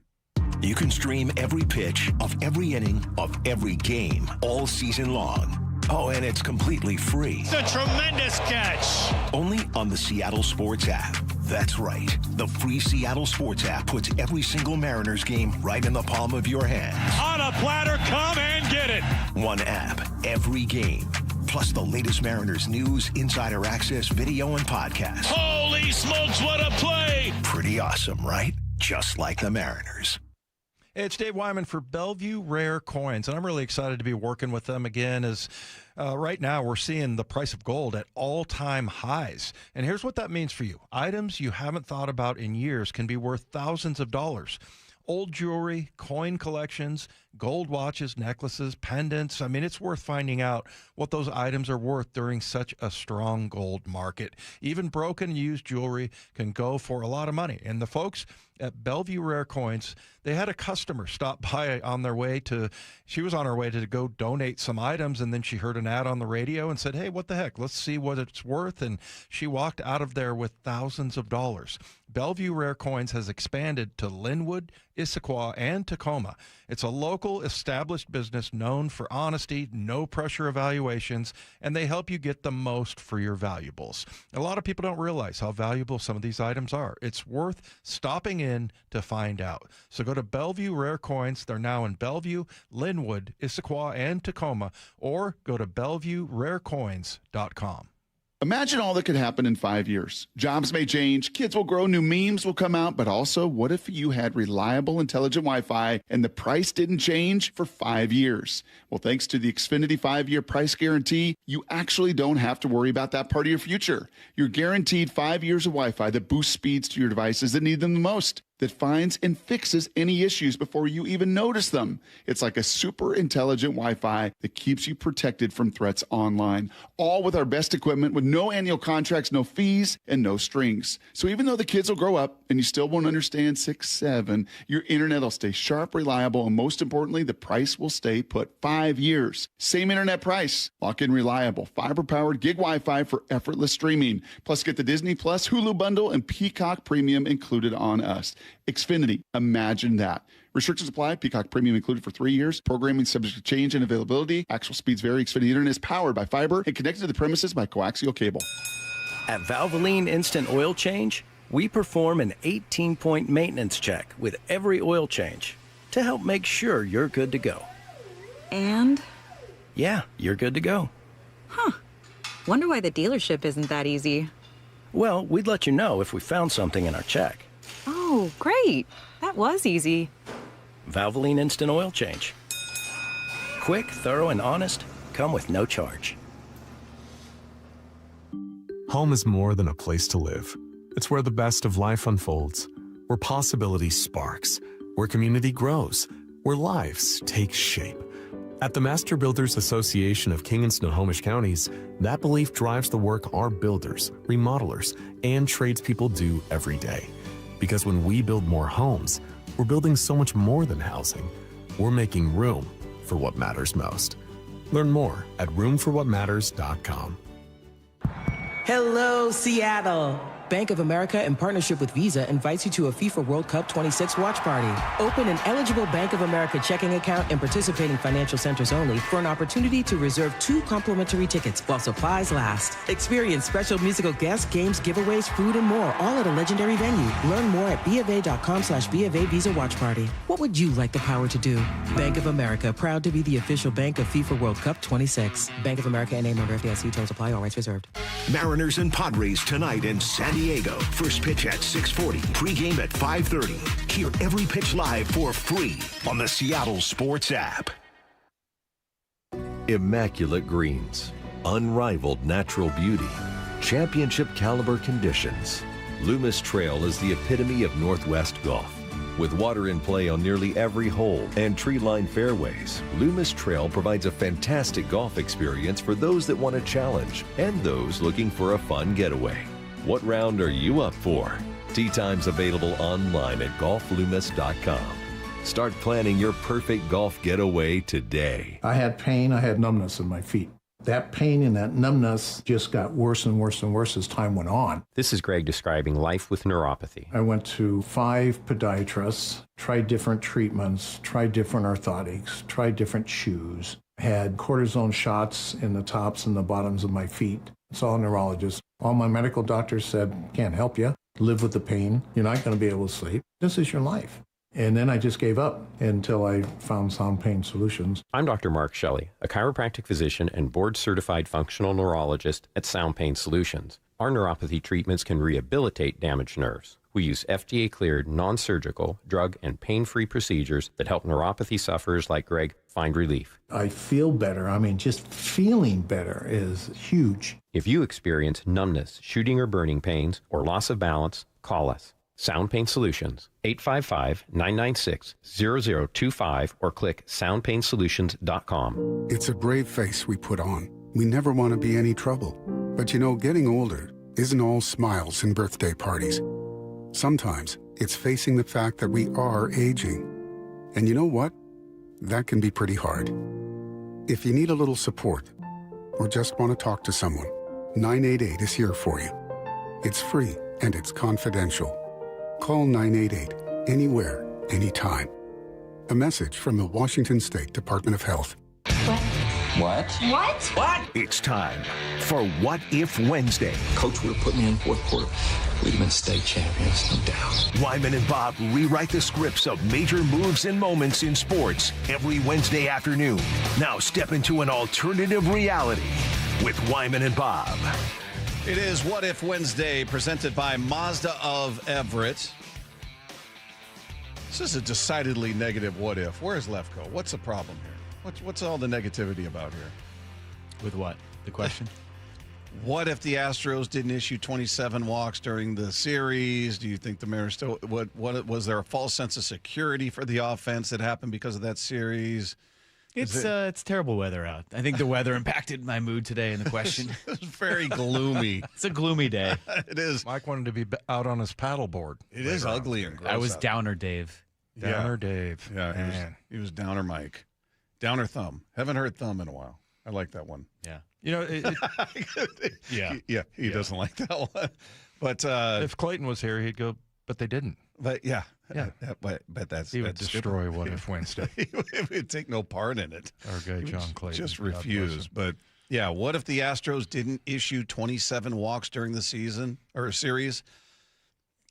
Do they still take 3 of 4? Do they get all 4? I mean, a lot of those walks came around to score. Yeah. So, look, it helped in a very big way. Complete that sweep without question. Yeah. But you only had a one-run game.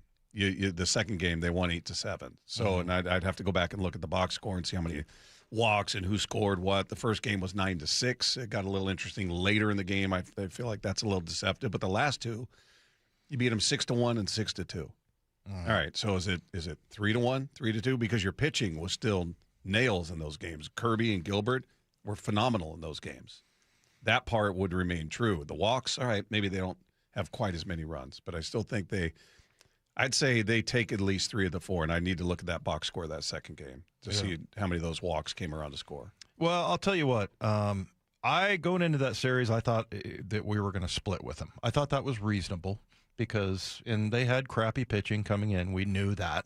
But I thought, the Mariners had crappy hitting coming in. Well, terrible. I mean, it was like, not good. I mean, we knew they were better than that. And, they just didn't have the numbers to support that. But what you said about that series is that, they could have gone out there hacking and swinging at everything. But I think it indicated that there's not a huge problem. They didn't need to have a players-only meeting or anything like that. They were just patient.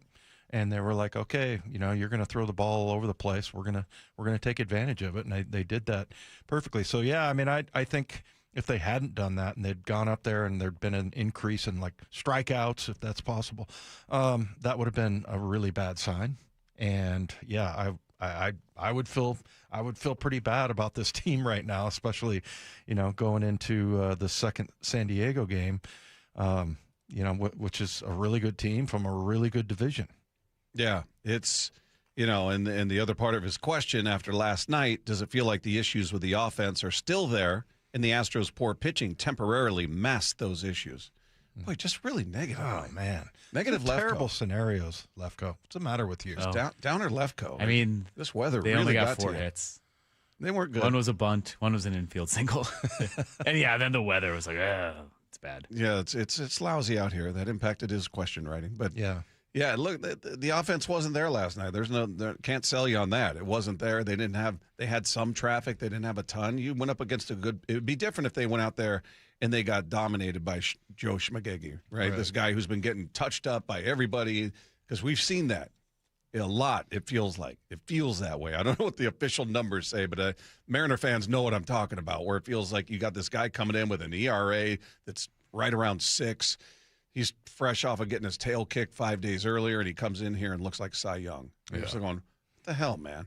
So, we're kind of used to that. That's been part of the Mariner lore, if you will, but that was not the case last night. You went up against a very good pitcher. You went up against a team that is red hot right now, winning streak-wise, the hottest team in baseball. Right. They've won now 6 in a row.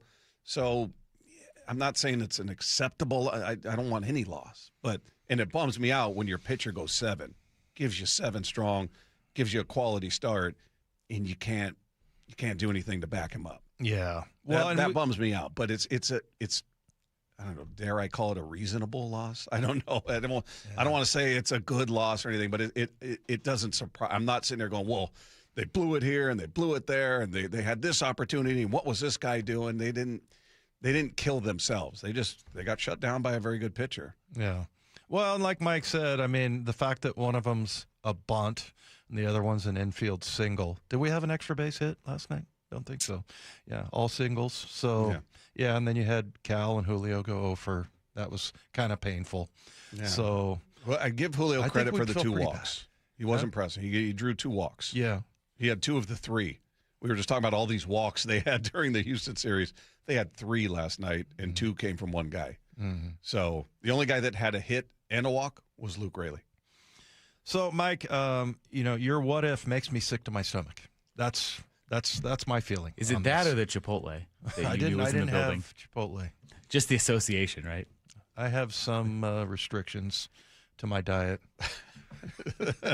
Chipotle is not on the menu for you. Believe it or not, Chipotle is not on the. You won't dip your toe into that water. No. There's too many onions and peppers. Sorry. That's right. They do put onions in pretty much everything. Yeah.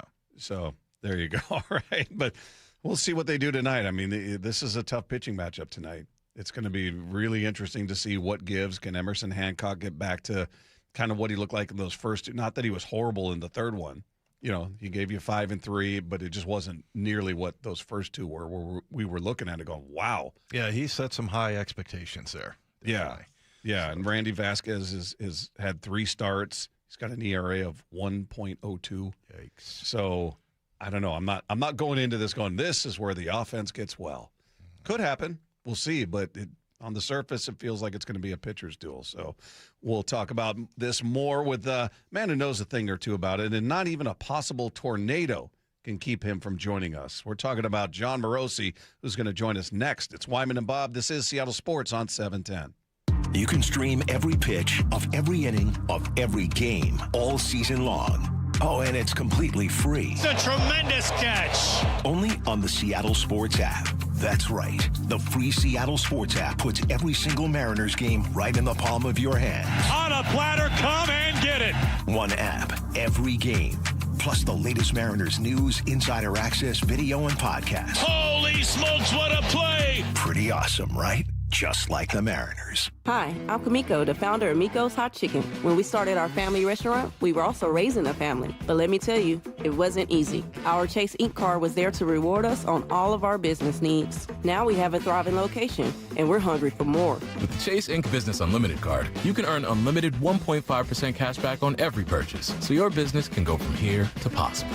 Chase for business. Make more with yours. Real business owners compensated for their participation. Cards issued by JPMorgan Chase Bank and a member FDIC. Subject to credit approval. Terms apply. With Popeye's new $6 faves menu, you can get this 3-piece chicken, this 3-piece tenders, this chicken sandwich, or these 2 regular sides for just $6 a piece. I know you can't see what I see, but trust me, those bold Louisiana flavors look so good, you might just have to get them all. Now there's an idea. Love that chicken from Popeyes. Limited time at participating U.S. restaurants. Price may vary. Terms apply. When you want your grocery run to go further, there's Chef Store. Find food and supplies in sizes that cut down on extra trips and keep kitchens of any size stocked and ready. Open to the public, no membership required. Discover big savings at your local Chef Store today. 1-877 Cards for Kids.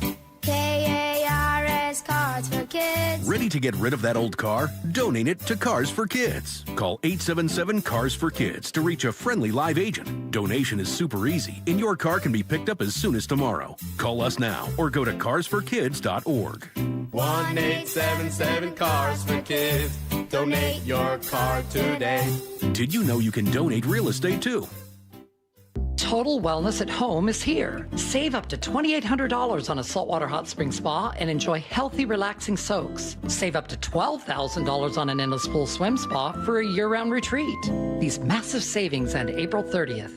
Oil isn't the only resource hit hard by global events. American farmers are sounding the alarm by fertilizer prices at planting season. Will this disrupt our food supply? Raising prices? Cause shortages? I'm not waiting to find out, and neither should you. Go to mypatriotsupply.com, get a 3-month emergency food supply. They'll include $200 worth of extra survival protein absolutely free. After serving more than 3 million American families since 2008, you can trust mypatriotsupply.com. Go to mypatriotsupply.com. I'm Ed Evans, CEO of Consumer Cellular. You know, the big wireless companies say they have discounts for people over 55. But unless you're willing to sit on hold and ask, you're probably paying more than you should. At Consumer Cellular, there's nothing to hunt down. We're built for people 50 plus with plans starting at just $20. And our 100% US-based customer service actually answers the phone. Call 1-888-FREEDOM or visit consumercellular.com today and get your second month free for a limited time. Taxes, fees, and other third-party charges will apply. See website for additional details. That sound? Yeah, that's not a good sign. Hey, it's Drew Brees. And when your car starts making noises like that, a big repair bill might be coming right at you. But with CarShield, you don't have to fear unexpected breakdowns. CarShield helps protect you from expensive auto repairs. I spent my career making tough calls, but this one is simple. Visit carshield.com now and join the team that's helped millions of drivers save. Coverage varies by plan. View contracts and exclusions at carshield.com. I'm Ed Evans, CEO of Consumer Cellular. No, we're not one of the big guys. Truth is, we don't want to be. If you're over 50, Big Wireless probably has you paying for more data than you might need. You could be throwing away thousands over a lifetime. Our entry-level data plans start at just $20 a month. And for a limited time, switch and get your second month free. Call 1-888-FREEDOM, visit consumercellular.com or a store near you and get your second month free today. Plans include $5 credit for auto pay and e-billing. See site for additional details. Get in the zone, AutoZone. John always listens to his truck. So when his brakes start talking, he goes to AutoZone, where a helpful AutoZoner gets him the right parts. If John has time to put them in, he borrows a kit with Loan-A-Tool. And if he doesn't, he gets a free shop referral. No hassles, just help. Everything you need, nothing you don't. Get in the zone, AutoZone. Deposit required for Loan-A-Tool. Restrictions apply. Help DEA keep our communities safe and healthy by participating in National Prescription Drug Take-Back Day, Saturday, April 25th. Take action right in your own home by cleaning out your medicine cabinet of unneeded medications.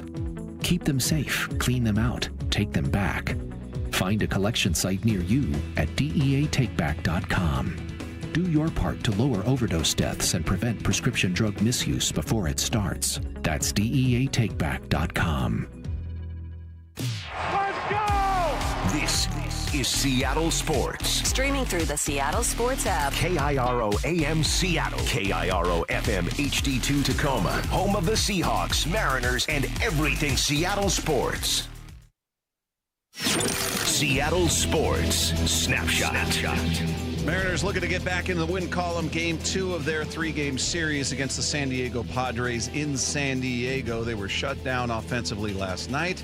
Tonight's going to be a tough task. They face off against Randy Vasquez, who comes in with an ERA just a shade over 1 at this point. Emerson Hancock going for the Mariners. You can catch it all right here. Seattle Sports on 710 starting at 5:30 with the pregame show. 6:40 first pitch. Snapshot, brought to you by Miller Lite. When it's game time, it's Miller time. This hour is serviced by the Lee Johnson Auto family. I've never heard a person walk out of the stadium and say, wow, I wish that game would have included more weighting. He is an endless source of baseball and hockey knowledge. José de Ríos, el lanzador de Puerto Rico en el Clásico Mundial de Béisbol. Jon Morosi, every week with Wyman and Bob. You're being serious with me right now? Man, this guy doesn't let anything get in his way. Tornado, forget We're back. Forget it. If well, I'll let you introduce me first, then I'll explain what's going on. Yeah, Jon Morosi, the great Jon Morosi is with us on the Emerald Queen Casino Sportsbook Hotline. He's with us each and every week. We love talking baseball with this guy, and we're just glad he's safe. What's going on out there in Michigan? Doing well. We had some pretty serious storms here last night in the great Midwest. We usually don't quite see the same severity that you might in Missouri, Kansas, and then down through the South like Tennessee. But, man, we had a doozy last night. There was actually some damage to Michigan's famed hockey arena. There was actually another one of our community rinks. The whole side was blown off of it. I mean, it wasn't fully confirmed that it was a tornado, but certainly the remnants of it looks like it. I mean, we had tornado sirens waking us up in the middle of the night. So it was a pretty interesting 12, 24 hours. I try to keep a light perspective on it the best I can. I still had to interview Team USA getting ready for the Under-18 World Hockey Championships for NHL Network. I had an hour block for them after their practice in Bratislava, Slovakia. So they're practicing in Bratislava, and I wake up and say, wait a minute, they're already well into their practice. What am I going to do here? And so I actually interviewed an hour's worth of the players from the parking lot of a now closed movie theater in Ann Arbor on Zoom from my car. So they're actually the first installment with Victor Plant is already posted on X, and you'll say, why is Morosi interviewing this kid from halfway across the world? The answer is I had no power at home, and they're at a rink in Bratislava. So the first interview that I've ever known of that's gone on to American media consumption between a movie theater parking lot in Michigan and a rink in Bratislava, Slovakia. Such is the wonder of our technology these days, my friend. Wow. That's got to be some kind of world record or something, right? First time? I think so. I was just amazed.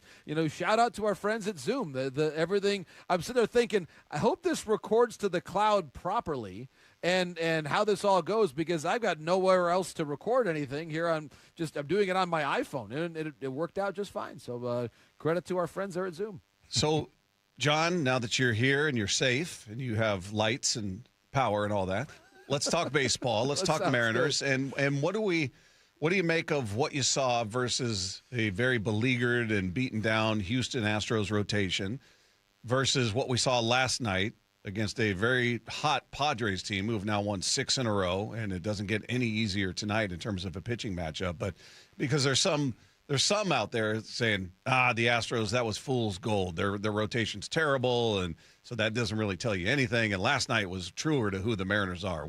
How do you balance that out? The Mariners are a team that will do very well against mediocre pitching. And that was the case a lot of last year. They feasted on mistakes. That's one of the reasons why they made it all the way to within a couple innings of the World Series. And yet the ultimate test for them will be how often can you dominate offensively or at least put up 5 and 6 runs consistently against good pitching. And I believe they have a lineup that will do that, but they have not done that consistently yet this year. You've seen signs of life from Cal, from J-Rod, from Naylor. They're certainly up from what was the lowest of the low points of the way they started this season, but they're not yet who they've been. And the irony is the Blue Jays, the reigning champions of the American League, they're not either. And the Tigers, who were one of the other teams that were strong contestants last year, they're not either. This is a totally upside-down American League. And so we have seen the Mariners look now like a lot of the other contending or would-be contending lineups right now, which is a little flawed, a little slow. I do think that they will get better as the year goes along, as maybe some of the pitching thins out around the sport due to injuries or lack of effectiveness. But right now, it sure seems like the Mariners and a number of other AL contenders are lagging in their ability to hit the high-end pitching they're seeing right now. How good is this Padre team, do you think? I mean, the division is ridiculous. You got 3 teams with double-digit wins, and I think the Diamondbacks are third in the NL West and with 11 wins. So is this team for real? You see them constructed going to the playoffs? I do. I'm a little worried. They are a playoff caliber team. I can say that pretty comfortably. I do think they'll probably need to make an addition to their rotation at the deadline. Nick Pivetta just went back on the IL, which is a concern for them. And remembering, of course, Yu Darvish not there any longer. They weren't really able, I think, as the team is, as you know, up for sale now. So there's some complexities there with what they're able to do offensively and even on the mound in terms of what they can bring in. They had to almost just be creative, and A.J. Preller had to make something out of nothing, which he does a pretty good job of doing. That's sort of one of his specialties, how he was able to get Mason Miller a year ago. They did just get back, and you saw him last night, Jason Adam, who had missed so much time going back to last year, one of the better late-inning leverage guys in the sport. Adrian Morejon, who threw in the 7th inning yesterday, is one of my favorites. I think he's a very under-the-radar, excellent reliever in Major League Baseball. I think he's one of the better lefties that there is. And Michael King, who pitched last night and started, I think is really good. And when healthy is excellent. So they're pitching, and they've got an excellent pitching coach in Ruben Niebla, a new manager, of course, in Craig Stammen. And they also have a lineup, and this is a really important component for them, that's super athletic. And anytime you've got someone like Tatis, who's a platinum glove winner in right field, who can then step in and play second base because you need a day off for Cronenworth and Bogarts, that's elite athleticism. It's been said, and it's true on a lot of nights, that 7 or 8 of their position players are former shortstops. Jackson Merrill was a shortstop. Cronenworth is a shortstop. Bogarts, obviously. Machado. They've got a lot of athleticism on this team. And when you add it all together, it creates a pretty compelling overall look, and you're able to run the bases well and defend well. So they're a tough out. They're not in the same tier right now for me as the Dodgers. The Dodgers are sort of in their own tier in the sport. But in the non-Dodger category, I do think the Padres are one of the more intriguing teams in the NL. So there's a lot of teams the Padres are going to beat this year by a 4-1 score, as they did to Seattle last night. Are these going to be games, JP, that we look at down the road and go, man, your starter gave you a shot? He went out. Brian Wu wasn't the best we've ever seen him, but he gave you 7 innings, 3 runs. That's a quality start. We saw George Kirby go complete game, 3 runs and lose, give you 8 innings, and just so you've seen a couple of these starts where you're going, okay, do they have to throw a shutout? I mean, is that the standard? Because I'd take 8-3, 7-3 all year long, because you should win the majority of those games. You should, and that is the one big difference, I would say, if you compare what's gone on with the Blue Jays and what's gone on with the Mariners. They're in a similar spot, and I just think they're an interesting comparison because they were in the same ALCS a year ago. The Jays have this incredible shortage of pitching to where one of their problems in Toronto is very obvious. I think they're averaging barely 4 innings a start as a staff. You can't win games that way. They've had guys that are injured, sick. It hasn't worked, and also ineffective. The Mariners, though, on the flip side, Bob, I'm with you on that emotional reaction to it, which is you can't spoil games like this. It becomes a lot harder to take. It's almost in some ways harder to lose a game like this when your starter has done his job, and you look at it and say, gosh, if we had 1 or 2 base hits, we win this baseball game. Whereas other teams that are just not getting the starting pitching, it's a very obvious reason why. Your pitcher's not giving you a chance.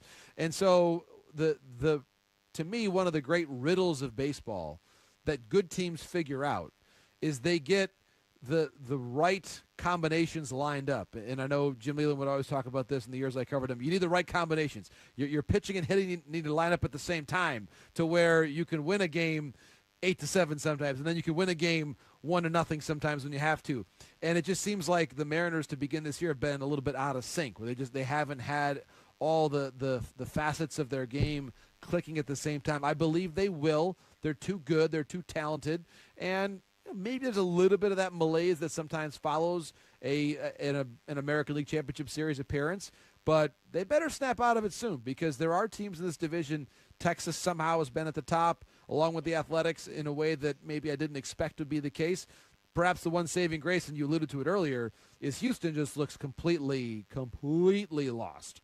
All the injuries, Imai struggling to adjust. That really doesn't sound like a good story with him. They said he's on his third interpreter, and it doesn't. And again, it's not. He's not the first person to struggle with the adjustment. It's a real adjustment. There are some players that never get comfortable. There are some American players who go over to Japan and never quite get comfortable, and that's the human side of the game, the human side of life. But it's difficult to me. And I feel bad, like my heart goes out to him and the organization. You're trying to do the right thing. You're trying to scout internationally the best you can to bring in the right guys, and it's not working. And that to me is difficult. He's got some arm fatigue, but also to your point, Bob, for those that haven't seen it, he basically said to reporters very candidly, he just doesn't feel comfortable right now. That even the basics of when he's eating, when he's spending time with his teammates, it's just not comfortable for Tetsuya Imai right now, and that's your heart goes out to him. I realize it's a division rival and everything, but you want people in Major League Baseball to feel good about who they are and what they're doing, and right now it just seems like that's not the case for him. Hey, JP, we've talked a lot about, and our texters, God bless them, they've been texting in this go to a 6-man rotation because the question is, with Bryce Miller getting healthier, where does he fit? Who do you send down? Do you put him in the bullpen? What do you think is going to be the outcome? And in your opinion, what's the best option there? If you can do it, if the rest of the rotation, this is a big if. The word if right here is doing a lot of work, as the kids say. If the other starters are on board with getting extra rest, I think it's a really good idea to go to a 6-man rotation for one turn and maybe even 2. Listen, the Dodgers have made this a habit. Go look at if you have a quiet moment for about 5 or 10 minutes sometime, go through and look at how many times Yamamoto and Ohtani start on 4 days rest, which for a long time, back in my day as a kid, that was standard rest in the major leagues. And that's just not the way they do it anymore. And last I checked, they won the World Series in back-to-back years. So giving your guys additional rest, especially when you're a team that played until late October last year and expects to play into late October again this year, it's not the worst thing. I know that the guys, they don't love being out of their routine, and they're very particular in a lot of ways about how they go about their business. But that's where you have to say, look, we've looked at the data. We believe this is in your best interest to keep yourself healthy and to be the best you can at the end of the season. Not for nothing, Wu was not fully healthy at the end of the season last year, right? So the Mariners, it's their obligation to keep this group of pitchers as healthy as long as you can. And the odds being what they are, if you gave a 6-man rotation for 2 turns, there's probably a decent chance that at some point in that couple of weeks that someone's going to come up with a strained elbow or a strained shoulder of some kind, an issue that necessitates an injured list stay, and then you're back to 5-man rotation. I just think for the team the Mariners are right now, you are still right in there. I know that you're not above 500. You're not where you want to be, but it's not as though a team is 20-2 and has completely run away with this division. You're at this point, as much as I'm sure everybody wants to focus on the record, focus on the games back, and you're still right there. They've been in much worse situations at this time of the year in recent years. So my long answer to a short question, I would go to a 6-man rotation as long as I got the right buy-in from my guys, because I would feel like I'm going to get a better version of Brian Wu and of Kirby and of Gilbert and of all these guys in October if I give them a little extra rest. Mercifully, they don't have to break a streak of no postseason appearances. They don't have to break a streak of not winning the division. Okay, they've checked some boxes. The last thing to do is to go to the World Series and win it. And to do that, I would, again, not to relitigate last year's ALCS, but if Brian Wu was fully healthy last October, they probably win that series. And that needs to be the goal right now. Get that man to October with that arm feeling as good as you possibly can. When you look at this division, JP, right now you got Texas and the A's sitting there both at 9-8 atop the division. Then you got the Angels at 9-9, followed by the Mariners, then the Astros. You expect the A's, we spent a lot of time talking about their offense and the young talent and Kurtz and Wilson and Butler and Brent Rooker, and they got a lot there. The pitching was the question mark, and it's still so early. But do you expect that this is what the division is going to look like, or do we expect the obviously the Angels to sort of come back? They're only 500 right now, so I don't want to make it sound like they're crushing it. But do we expect that they're going to be toward the bottom, and maybe the A's take a bit of a dip, and it's really going to be a Mariners-Rangers battle? I don't see anybody in this. I know this just sounds really goofy based on the way that the last 10 years have gone of this division. I do not see the Astros as being a candidate to win this division. I just don't see it this year. Yordan is still Yordan, but basically the rest of the cast is just not what it was in terms of the health and the productivity. You look at the other candidates, what I see with a team like the Angels is they've got what I think could be an all-star shortstop in Neto. They've got Trout, who looks like Trout again, at least for this limited amount of time. And again, he's not, I should rephrase it, he's not like the MVP Trout, but he looks like he could be an all-star. Right. And just the whip and the life is back in his swing, which is just, as a baseball fan, great to see. I'm thrilled for him and for the sport that he's back. And then Jose Soriano's pitched so well for them. The bullpen has been a little better than I've expected them to be. So they're in it. And I think the A's, with Jeffrey Springs and some others, their rotation is stable enough that they're going to avoid the sort of prolonged losing streaks that would sometimes sidetrack them in the past. So I look at this as being one of those divisions that'll be crowded for a while. I'm sure there'll be some separation towards the end, but this is not a year where I look at the Mariner roster and say, wow, it is vastly superior, at least in how they're playing, to the rest of the competition. I do agree that if everyone is at their peak, the Mariners probably still have the best roster in the division. But until that happens, until they show themselves to be at that level again, I like a lot of what I've seen from the other competition. And DeGrom is still capable of really dominating a team. And I think Texas's lineup still can be a little bit mercurial. But there are some things to like about how their reformulated group has come into play there with first-year manager Skip Schumacher. So I think there's a lot to like about the Rangers too, and this is going to be a different kind of competitive AL West. It used to be, okay, here are the Astros, and can the Mariners equal them? This time I think it's more that we've got 3 or 4 good teams, and the Mariners probably still should be the best of the group. But that's how I see it. I see it a fairly evenly matched group as we head towards the end of the first month of the season. Hey, JP, also, as far as the rotation goes, with Emerson Hancock doing what he's doing, and we talked about Bryce Miller.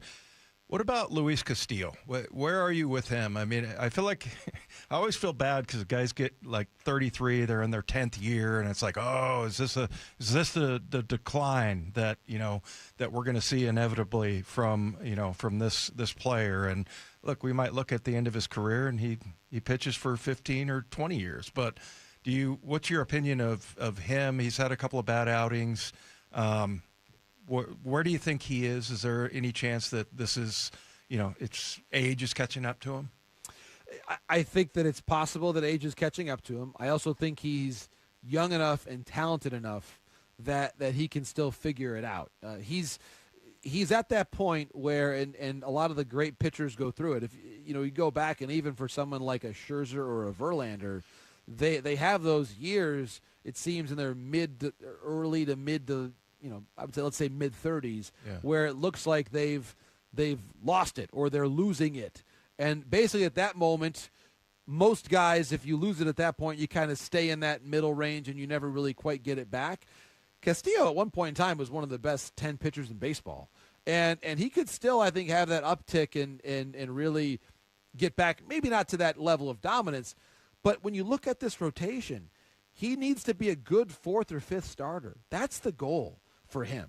And I know that, I'm sure in his own mind he still feels like he's an ace and an opening day pitcher, but the reality is he just needs to give them quality, because looking at what the rest of the group is offering, it's one of the best in all of Major League Baseball. I'm not convinced, and this is maybe a sort of a cousin to the point that you've made. If everyone is healthy, do I believe he is making starts in October? And I'm not convinced of that. I think that their best four starters are probably, especially if Hancock keeps pitching like this, it's probably four other guys at the moment. And that's a difficult space to be in when you've been one of the top guys. So I think he's going to have to keep varying a little bit, learn how to pitch a bit more. He used to be a guy that had just such overwhelming stuff, Dave, that his command was good, but it didn't have to be great because the stuff was just electric. Mm-hmm. I think the command needs to be a little sharper for him to be able to have that level of success. And if he's able to do that, he'll still be a very, very valuable pitcher. But he's also at an age, and I'm not saying it's the same thing. You go back and look at how old was Felix his last really great season, and he was in his early 30s. And that's it's a difficult profession, this business of pitching in the major leagues. And I think Castillo has arrived at the moment where he's going to have to adjust in a bit more of a fundamental way than he has to this point.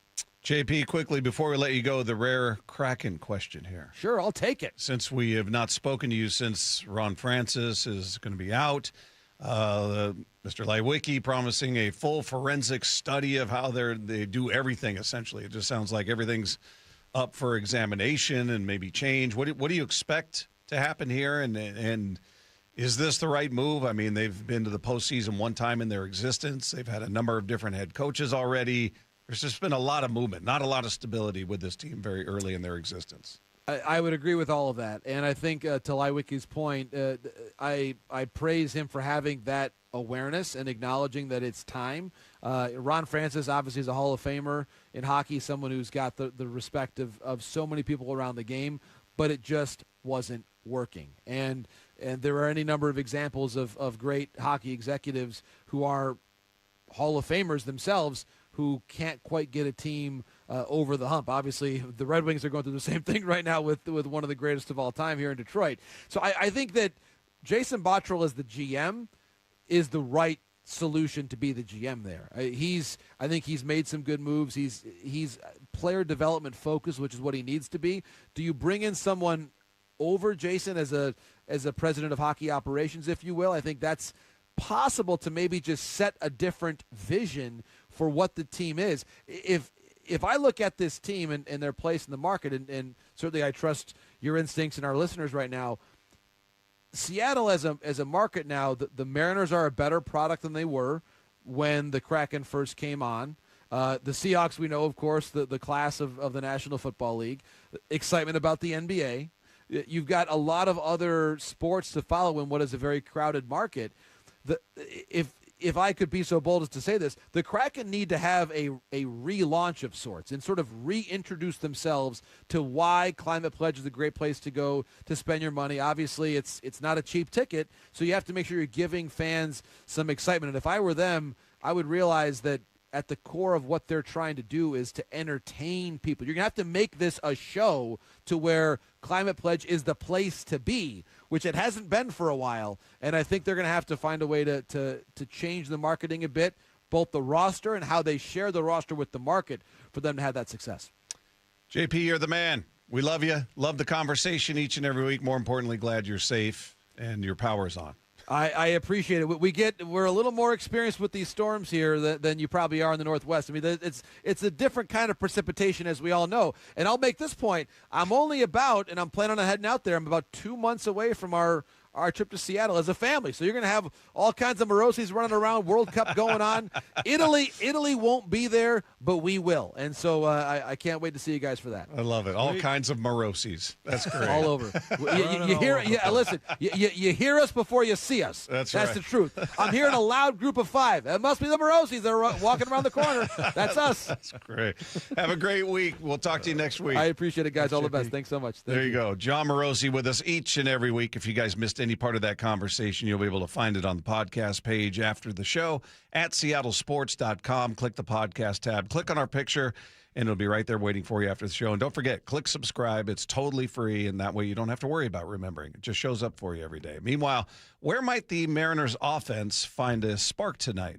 Tough pitching matchup. We're going to get into that one coming up next. It's Wyman and Bob, Seattle Sports on 710. After reaching the NFL's mountaintop, The Seahawks win Super Bowl 60. the work continues for the Seahawks to keep the foundation strong. It's the 2026 NFL Draft. Next Thursday, April 23rd, only Seattle Sports begins its first-round draft coverage with a reigning NFL Executive of the Year. Who are the real Seahawks? The John Schneider Show at 4 p.m. with Brock Huard, Michael Bumpus, Steve Wyman, and host Bob Stelton live until 9 p.m. on Seattle Sports.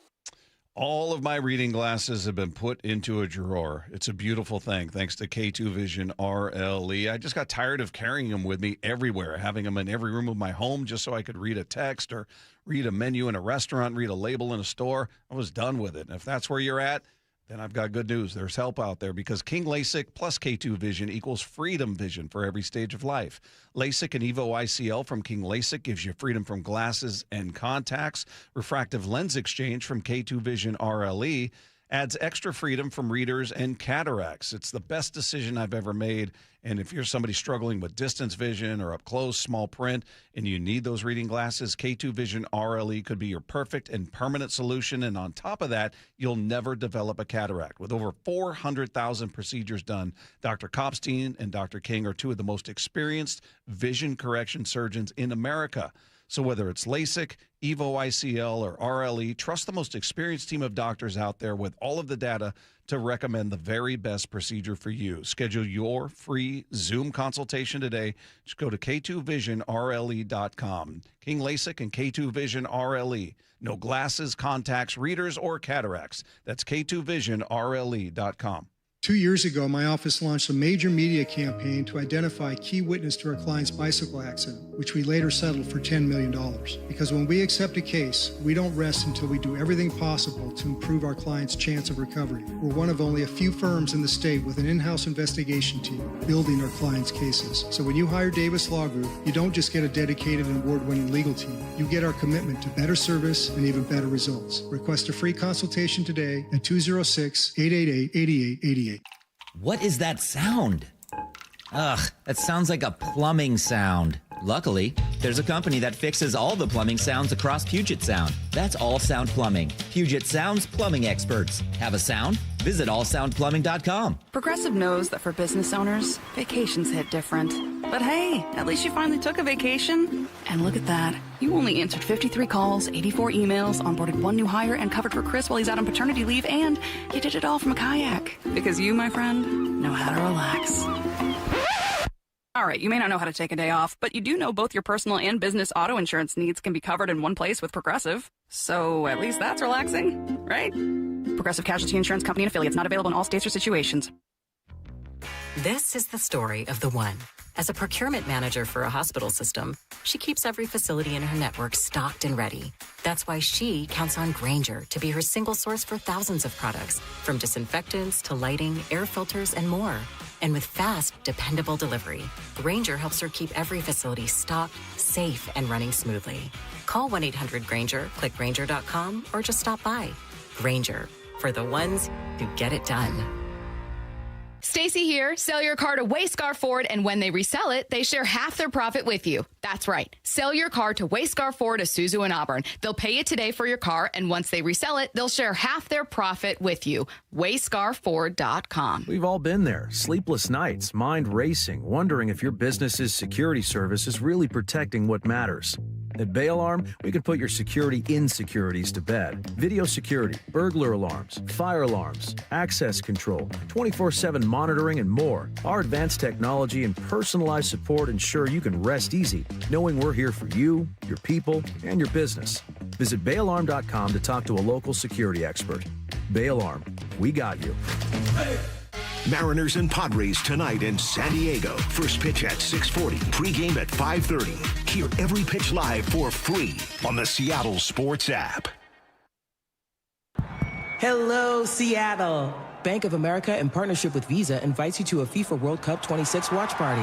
Open an eligible Bank of America checking account in participating financial centers only for an opportunity to reserve 2 complimentary tickets while supplies last. Experience special musical guests, games, giveaways, food, and more, all at a legendary venue. Learn more at BofA.com/BofA Visa Watch Party. What would you like the power to do? Bank of America, proud to be the official bank of FIFA World Cup 26. Bank of America N.A. member FDIC. Terms apply. All rights reserved. At Dunn, relationships are everything. It's why we build a culture around building the best relationships possible, building joy and trust, one interaction at a time. So whether you need trusted advice, help with material selection, project planning, or loading your vehicle, we go the extra mile to remove as much of the hassle as we can. If there's anything we can do to serve you better, contact me personally, Mike Dunn at dunlumber.com. Dunn Lumber. Building success together. If you owe back taxes, listen carefully to rule number 1. Never go up against the IRS alone. They're cracking down, freezing bank accounts, garnishing paychecks, canceling passports. Even your home or business could be at risk. But here's what they don't tell you. The IRS has powerful tax relief programs that could save you thousands if you qualify. That's why smart people call Optima Tax Relief, America's #1 tax resolution firm. Nobody knows these programs like the experts at Optima. Their team of tax attorneys and licensed professionals have resolved over $2 billion in tax debt for people just like you. The IRS is not stopping, so don't wait, and don't take them on alone. For tax help you need, for tax help you can trust, call Optima today for a free consultation. Call 800-343-6460. 800-343-6460. 800-343-6460. Optima Tax Relief. Some restrictions apply. For complete details, please visit OptimaTaxRelief.com. This hour is serviced by the Lee Johnson Auto family. From the Quantum Fiber Studio, you're listening to Wyman and Bob. Weekdays 2 to 7. On Seattle Sports and 97.3 FM HD2. Our thanks once again to Jon Morosi, who joined us in the previous segment. In case you guys just tuned in and missed that conversation, it will be on the podcast page after the show at seattlesports.com. Meanwhile, Mariners get set for Game 2. We'll turn you over to the pregame show coming up at 5:30. The lineups are out for tonight. It's Jackie Robinson Day, by the way, so everybody will be wearing number 42 out there as you see some of the games going on right now. Everybody's got that, but goes Donovan, Cal Raleigh, Rodriguez, Naylor, Arozarena, Raley, Canzone, Young, and Rivas at short. So JP is out tonight. So I don't know if that's part of the plan, is, give him a day off every few games just to make sure that shoulder doesn't start barking again. But looking at that lineup, what do you where do you expect the offense to come from? Is it the guys in the middle? Is this where Cal and Julio and Naylor and Randy step up? Because this is a tough pitching matchup. Yeah, no, I think it's what you just mentioned, Cal, Julio, and Josh. those three guys need to step up. So, and by the way, you know, J.P. Crawford, I start to like more and more every year. You kind of appreciate some of the things that he brings and some of the plays he makes in the field. He is just fun to watch. Mm-hmm. He is fun to watch do his job. I think he does it with a certain amount of flair. So I don't like seeing him obviously out of the lineup, but Rivas, yeah, we'll see. There was a series last year where he had a pretty good series. I want to say it was against the Chicago Cubs. Yeah, he's had his moments. Yeah, I mean he's the hole in the lineup when you look at it. You know, he could have a night. You never know, but you know, he's hitting ninth. I don't think you have a lot of expectation there for him at this point. He's a spot holder. He's that guy that can play multiple spots and fill in when needed. But yeah, I don't know how good you feel about production from him. Although didn't he have a walk-off last year? Who was that? Rivas. Oh yeah, in the 13th against the Cardinals. That was that Aaron's call. Leo Rivas, what have you done? Yeah, yeah. So he's capable, certainly. But look at Lefko was in like a dead sleep. You rattle his cage, and he just rattles off. Yeah, it was a 13-inning game. He was in a dead sleep. Did I wake you up? A dead sleep. Is that what you call working back here? Not paying attention to the show. Yeah. No, I know you're doing your stuff. But anyway, yeah. Well, it was really more of a compliment, Mike. But anyway, thank you. Go back to the sleep. robot brain is clicked in now. again. Yeah. Go back now to cozy sleep. up back there, and you know, leave Matt alone. Stop talking. Yeah. But yeah, we'll see what goes on with the shoulder, or how long they're going to feel like they need to keep giving him, you know, the periodic night off. And I don't know again if that was part of their plan, or if, you know, hopefully nothing cropped up to where he said, "Hey guys, I'm kind of feeling it today," or anything. Yeah. Hopefully it's just, "Hey, this is our plan. We're going to do this every 3 games, 4 games, whatever it ends up being." Seems like that. Because he didn't start the opener against Texas. I think, after his first 3 games back. So we'll see if hopefully again they're just erring on the side of caution. Meanwhile, as far as the offense goes, Jordan Schusterman was on with Bump and Stacy breaking down.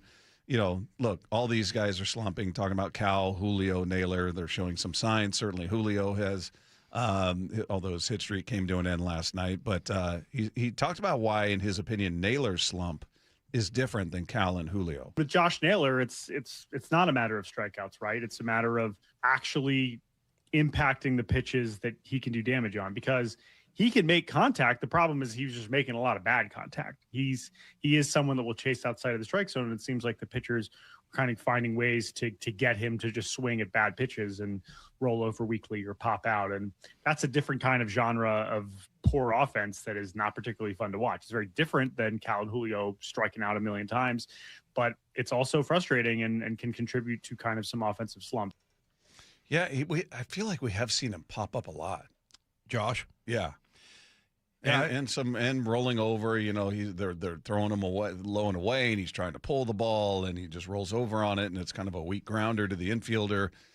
Well, he's kind of talking about pitchers manipulating him into swinging at certain things. I always think he is the most disciplined person that he would recognize that, but I don't know. Maybe it's the case, but he always seems like the most reasonable. Like, you never catch him daydreaming. Right? I mean, he is always dialed in. Like you just did Lefko a moment ago? No, Lefko was working. It was a joke. I know he was back there working his tail off. I don't listen. It's like talking to a brick wall. Yeah, you guys are like talking to a brick wall. Yeah, but, I mean, Josh Naylor, I don't know. He's one of those guys that you think, I think Cal falls in that same category. Maybe not so much Julio, but that they're never going to be susceptible to some kind of a mental breakdown. You know, where they're thinking too much or pushing or whatever, just because Cal seems unaffected by everything. And then for Naylor, it just seems like he's always talking. By the way, somebody got on base last night. I'm trying to remember who it was. And you could see that he clearly was speaking to Josh, and Josh just turned his back and did not talk to him. Really? Yeah. Good. I like that. Oh, it's Ty France. Was it Ty? Yeah. Was it Ty? Yeah. Ty was trying to hold a conversation. Well, there was somebody else, because it wasn't the one I saw was not Ty, but I like that it's everybody. I don't care who you are. Exactly. You think Ty was saying, like, yeah, I used to play that spot in that uniform. Yeah, I used to be where you're at. How's it going? He's just getting the cold shoulder. I just still love J.P. Crawford saying, I thought he hated me. Yeah.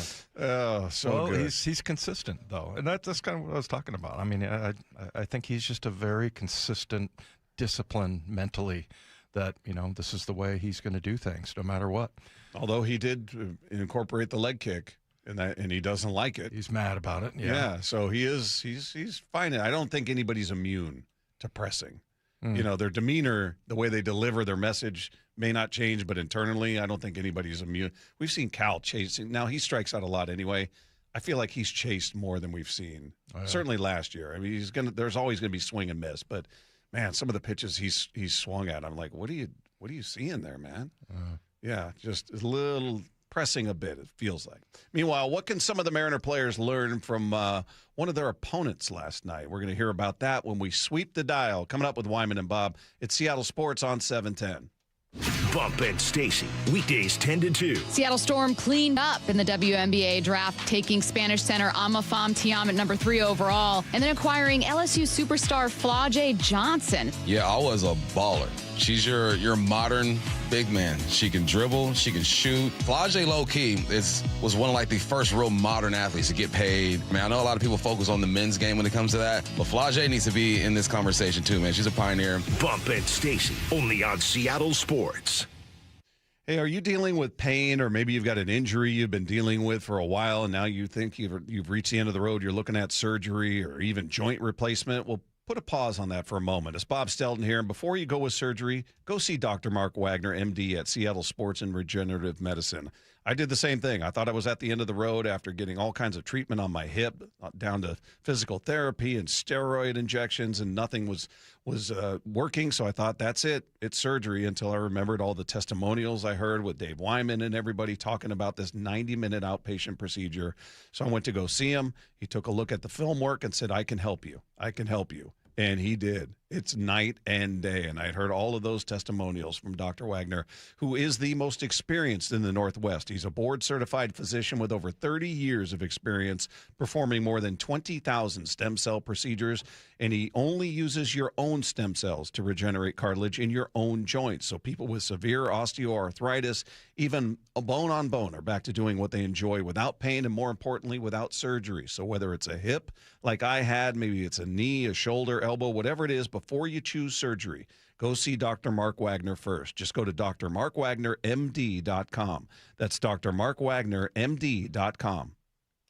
Worried about tariffs, imports, hidden fees on your trees? Relax. At Big Trees, the only thing growing faster than our trees is your relief, because trees don't come with tariffs. What you will find is a massive nursery open to the public with hundreds of locally grown trees ready for planting. Come visit our nursery today or online at bigtreesupply.com. That's bigtreesupply.com.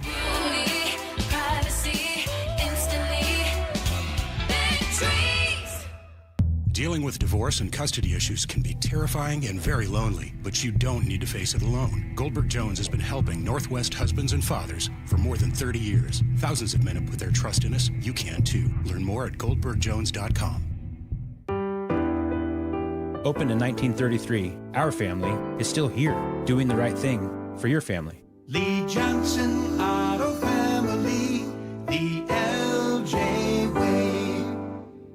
Less than 4 in 10 kids aged 6 through 12 are playing sports regularly. 4 in 10 kids? Let it sink in. Just 4 in 10 kids. ESPN is building a nationwide coalition powered by Disney called Take Back Sports, with the purpose of training more coaches, expanding access, and creating community-driven sports programming that puts kids and fun first. We're working on that story. We hope you'll join us. Visit takebacksports.org to learn more. Smalls here. What if you could enjoy the flavor of a cocktail without the alcohol? Meet RK Zero Proof, a pioneer in the alcohol-free spirits category that delivers bold taste and a warming sensation, but with 0 alcohol, 0 sugar, 0 carbs, and 0 calories. So you can celebrate with friends, unwind after a long day, and wake up tomorrow feeling great. It's all the ritual of a drink without the regret. Discover RK at rkbeverages.com. That's ARKAY beverages.com. RK, the spirit without the alcohol. Hear that? Sounds like simple. Valvoline Instant Oil Change simple. No appointments. about 15 minutes to change your oil. Then out the door and back to life. Yeah, honey, on my way. Valvoline Instant Oil Change. Expert service doesn't need to be overcomplicated.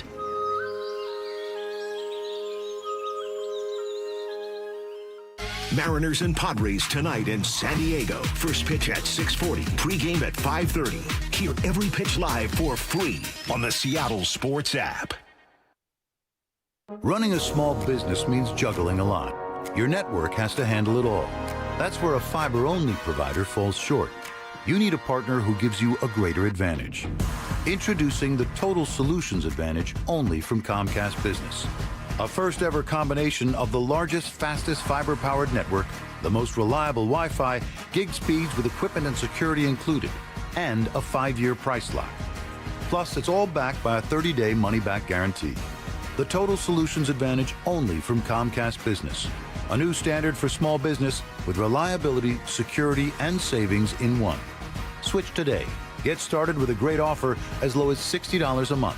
When you add it all up, no one does business like Comcast Business. Offer ends 6/1/26. New customers only. Requires 300 megabits per second internet and security edge. 1-year agreement, eco-bill, and autopay required. Equipment, taxes, and fees extra. Most reliable Wi-Fi based on Open Signal Awards USA Fixed Broadband Experience Report, May 2025. Workdays can be unpredictable, but your workwear shouldn't be. With the Cintas Apparel Plus program, you'll have freshly laundered garments for everyone on your team delivered every week. Cintas has workwear for just about any job imaginable, with high-performance fabrics and an uncompromising fit that stretches and moves with you. Don't leave looking and feeling good to chance. Visit Cintas.com. Oh, I'm ready! And get ready for the workday.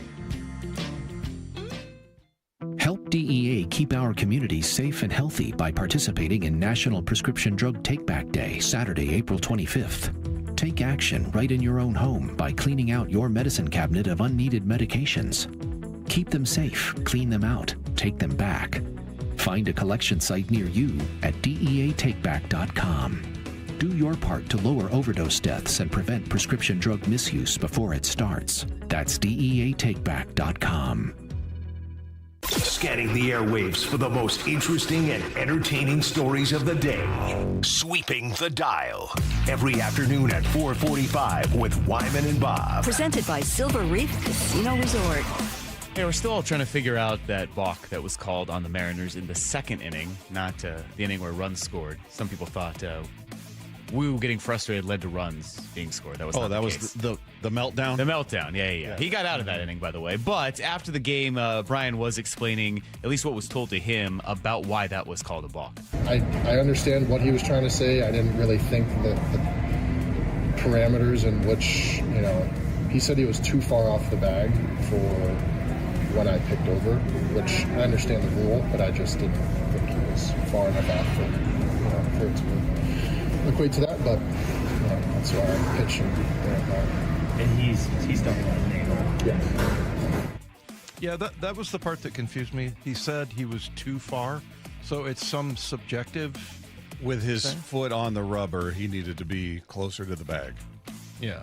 Naylor needed to be closer. Had he taken his foot off the rubber, then thrown it, it wouldn't have mattered. Right. But still, he said he was too far. So in his estimation, I didn't think if he was a foot away, what was he, 2.5 feet? So it makes it subjective, right? Now, it seemed very subjective because to some umpires it would be different. But I was impressed that he knew the rule. I know they're supposed to know. You're impressed that the umpire knows the rules. That's pretty specific, man. Look, talking to you, I would say I've never seen that called in baseball. I had but neither. You've been watching baseball your whole life. And yeah. I had not seen a balk called based on proximity of the first baseman. Yeah. It was always about the move of the pitcher. Yeah. So that's and obviously Wu hadn't seen it. He seemed, everybody was confused going, what are you talking about? Well, and I watch MLB Central. This has been going, for 10 years. And you saw Dan come out going, what's going on? He didn't know. These are guys who this is their life is baseball. And they're going, wait, what? Well, and that's why I say it was so impressive for the old guy there to, and then, he actually right away got into Wu's kitchen a little bit. So get back on the mound. I didn't like that part. Sweeping the dial. Well, maybe the Mariners need to adopt this mindset. Padres catcher Luis Campusano was asked after the game last night what the biggest difference has been so far for him this season. I'm just not giving a really. Just not giving a whatever happens, happens. You know, like, just, I'm here for a reason. Don't overthink it. You know, just play the game like you know how to play it. That's one way. Stop caring. Yeah. Stop giving a bleep. You know, and certainly you get what he's saying. That's different than when Anthony Rendon tells you he doesn't care. Oh, yeah. He's telling you in general. Like, I don't care if I'm hot, I'm cold. I just don't care. This is just a job. You know, he's got no passion for the game, where this is somebody telling you maybe they've got too much passion and they got to let it go a bit and just be like, you know what? Whatever's going to happen is going to happen. Yeah, well, I'm looking at, it was Campusano, is that you said? It's not like he's, like, struggling or anything, but maybe he's describing something from his past. He didn't start off well, but he's right, though. I mean, I think sometimes you can just overthink it and just, let's just keep it simple. Remember one time that there was a group of linebackers at Stanford, and we were missing tackles like crazy, and we're like, oh, we got to work harder, and I'm like, no, let's go to a party. Let's go to a party tonight and just forget the whole thing. And we all went out, bonded, everything worked well. Tackles were made the next game. Yeah, sometimes, I mean, you hear about coaches in different sports or managers taking the team out or go bowling, or they all go to a movie, or they all go out just to get away from it. I mean, yeah, you can try harder, and you can, certainly in baseball, we've said this a million times, and baseball fans know, you can't grip the bat tighter. I'm going to swing harder. I'm going to try harder. Yeah, I mean, it more often than not, that amount of extra effort is going to work against you, as opposed to when you talked about in football, man, I'm going to run in there and blast this guy. That could help. Yeah, that's why I was no good at baseball, and I'm terrible at golf because I'm impatient. Yeah. And, I'll choke the hell out of that golf club. Swing hard. Oh, I'm going to crush this ball that's not even moving.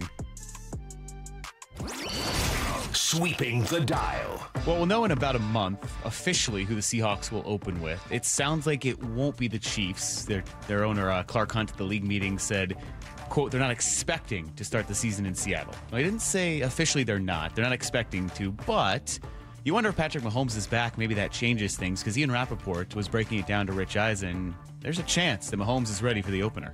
Week 1 starter in Kansas City is? That's a tougher one. My guess is it's going to be Mahomes, but I don't know that the Mahomes we're getting, because 7 hours in a day in the facilities, rehabbing like crazy. Right. And if at all possible, if he can be on the field, he will be on the field.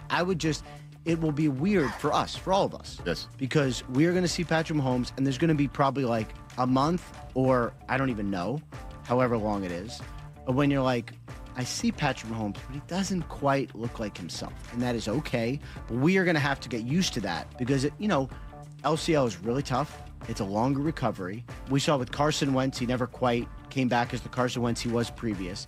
It does take some time. So, a lot of reasons they tried to improve their offensive line and are still doing it and signed Ken Walker. But one is because, they will need reinforcements until Mahomes comes back. So my guess is he's back. I just don't know that he's going to be the Mahomes we're used to right away. It'd be weird to see the season without him, start without him. Anyway, they signed Justin Fields, right? Didn't he sign there? Yeah.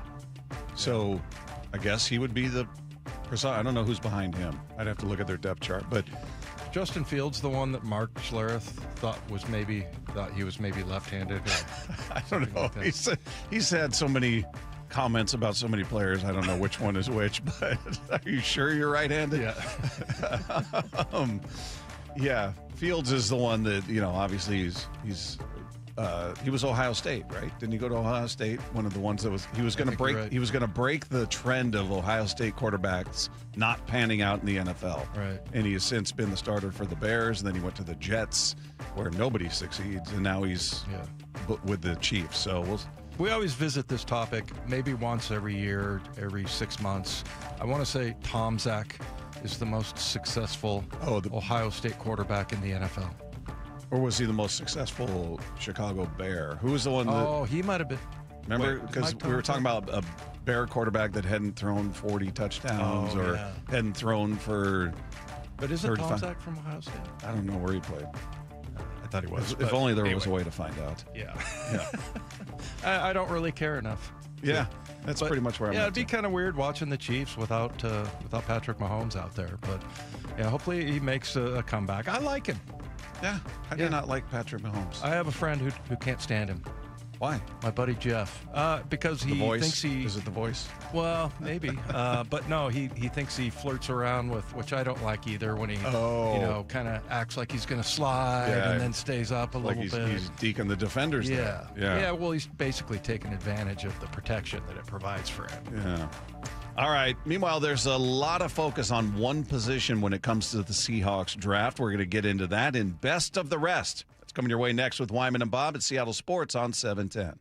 4 down territory. Michael Bumpus answers the top 4 football questions of the day. What concerns you when it comes to the 32nd pick? A lot of us talk about the 32nd pick like Price is just going to be there. Like, he's there, let's take him. I went on NFL.com. Nick Shook wrote an article about teams' needs. There are 2 teams that he thinks before the Seahawks need a running back. And if they go that route, then Price isn't going to be there. How are these guys going to pivot? Those 2 teams are the Jags and the Broncos. Catch every 4 down territory on the Seattle Sports app. Well, spring is all about getting ready for summer, isn't it? But do you have a room just sitting empty and you've dreamt of making it your own home gym? Hey, Brock Heward here, and working out in your own home, well, it is the best. We've been doing so for years, and you can allow Top Fitness to create your own home gym. Simply give them your room dimensions, and they'll do the rest. A complete fitness room design. It's no secret why everyone, from personal trainers to pro athletes, love Top Fitness. Top Fitness represents the very best brands in fitness, like Precor, Inspire Fitness, along with many others. They also have everything from flooring to weights that go in a home gym. And right now, get spring special financing with 0% interest for 12 months, plus mention me and receive an $150 credit towards any purchase over $1,000. Spring is here to get you in the best shape, so go get into Top Fitness with locations in Tukwila, Linwood, and Bellevue, or simply visit topfitness.com for more info. That's Top Fitness, your best place for home fitness equipment. Hello, Seattle. Bank of America, in partnership with Visa, invites you to a FIFA World Cup 26 watch party. Open an eligible Bank of America checking account in participating financial centers only for an opportunity to reserve 2 complimentary tickets while supplies last. Experience special musical guests, games, giveaways, food, and more, all at a legendary venue. Learn more at BofA.com/BofA Visa Watch Party. What would you like the power to do? Bank of America, proud to be the official bank of FIFA World Cup 26. Bank of America and a member FDIC. Terms apply. All rights reserved.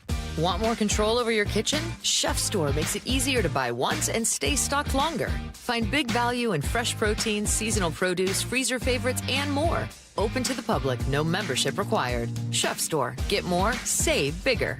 If you're building decks in Washington this season, you need materials you can trust and a supplier who delivers. Par Lumber carries premium TimberTech and Trex composite decking. Get 20% off deck railing and lighting with any TimberTech or Trex deck board purchase. Visit par.com/decking to learn more. Wesley is a truck driver. I drive a truck and I love what I do. A truck driver with IRS troubles. They told me I owed them $43,000. It got really bad. Quite a few letters in the mail. They were talking about wage garnishment, coming after my house, my car. Yeah, they don't play around. I seriously thought that I was going to lose everything. One sleepless night, Wesley finally made a call to Optima Tax Relief at 2 a.m. Kind of figured I'd get a machine, but I didn't. I actually got to talk to an actual person in the middle of the night.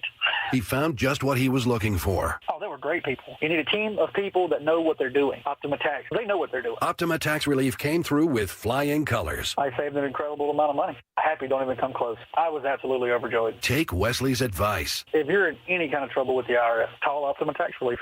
Don't trust anybody else. Call Optima for a free consultation. Call 800-343-6460. 800-343-6460. 800-343-6460. Optima Tax Relief.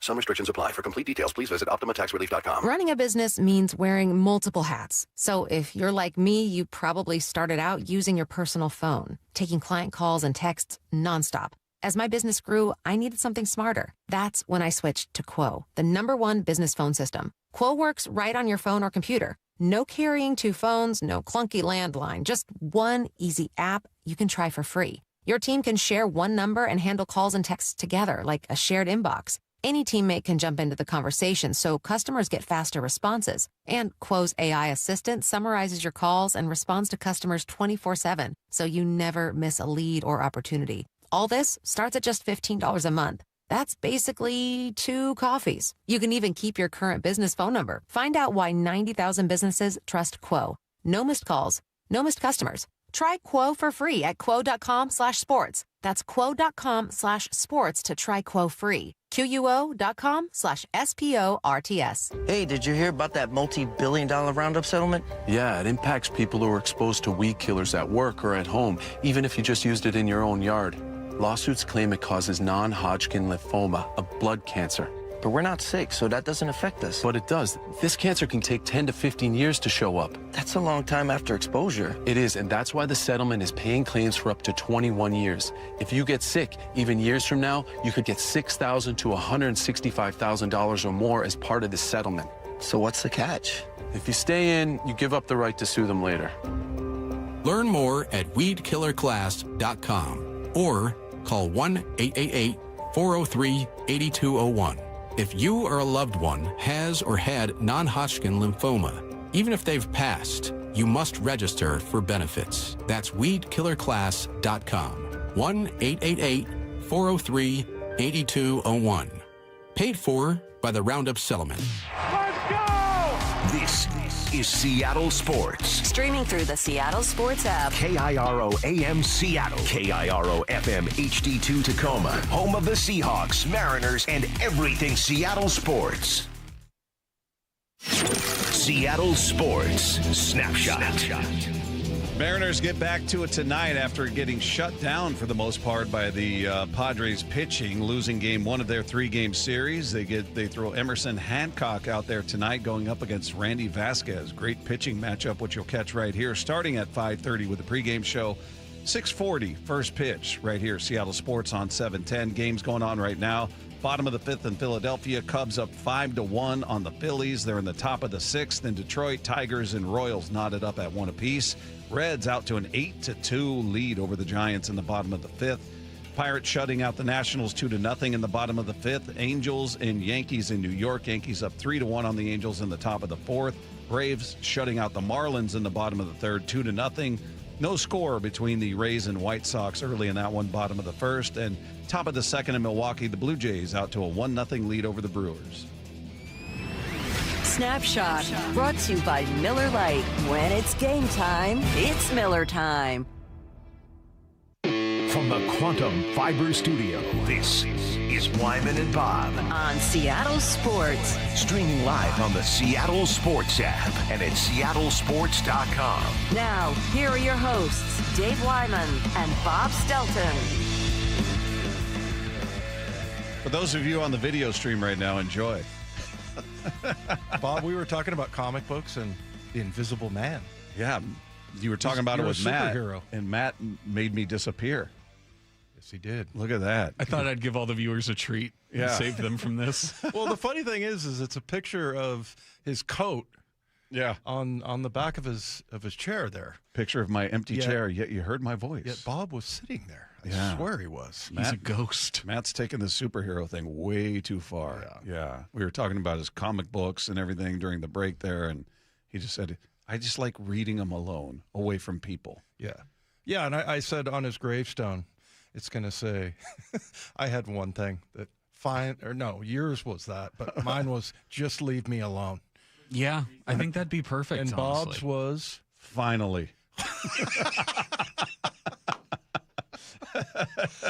Finally, I can get some peace and quiet. I've reached the end. Finally.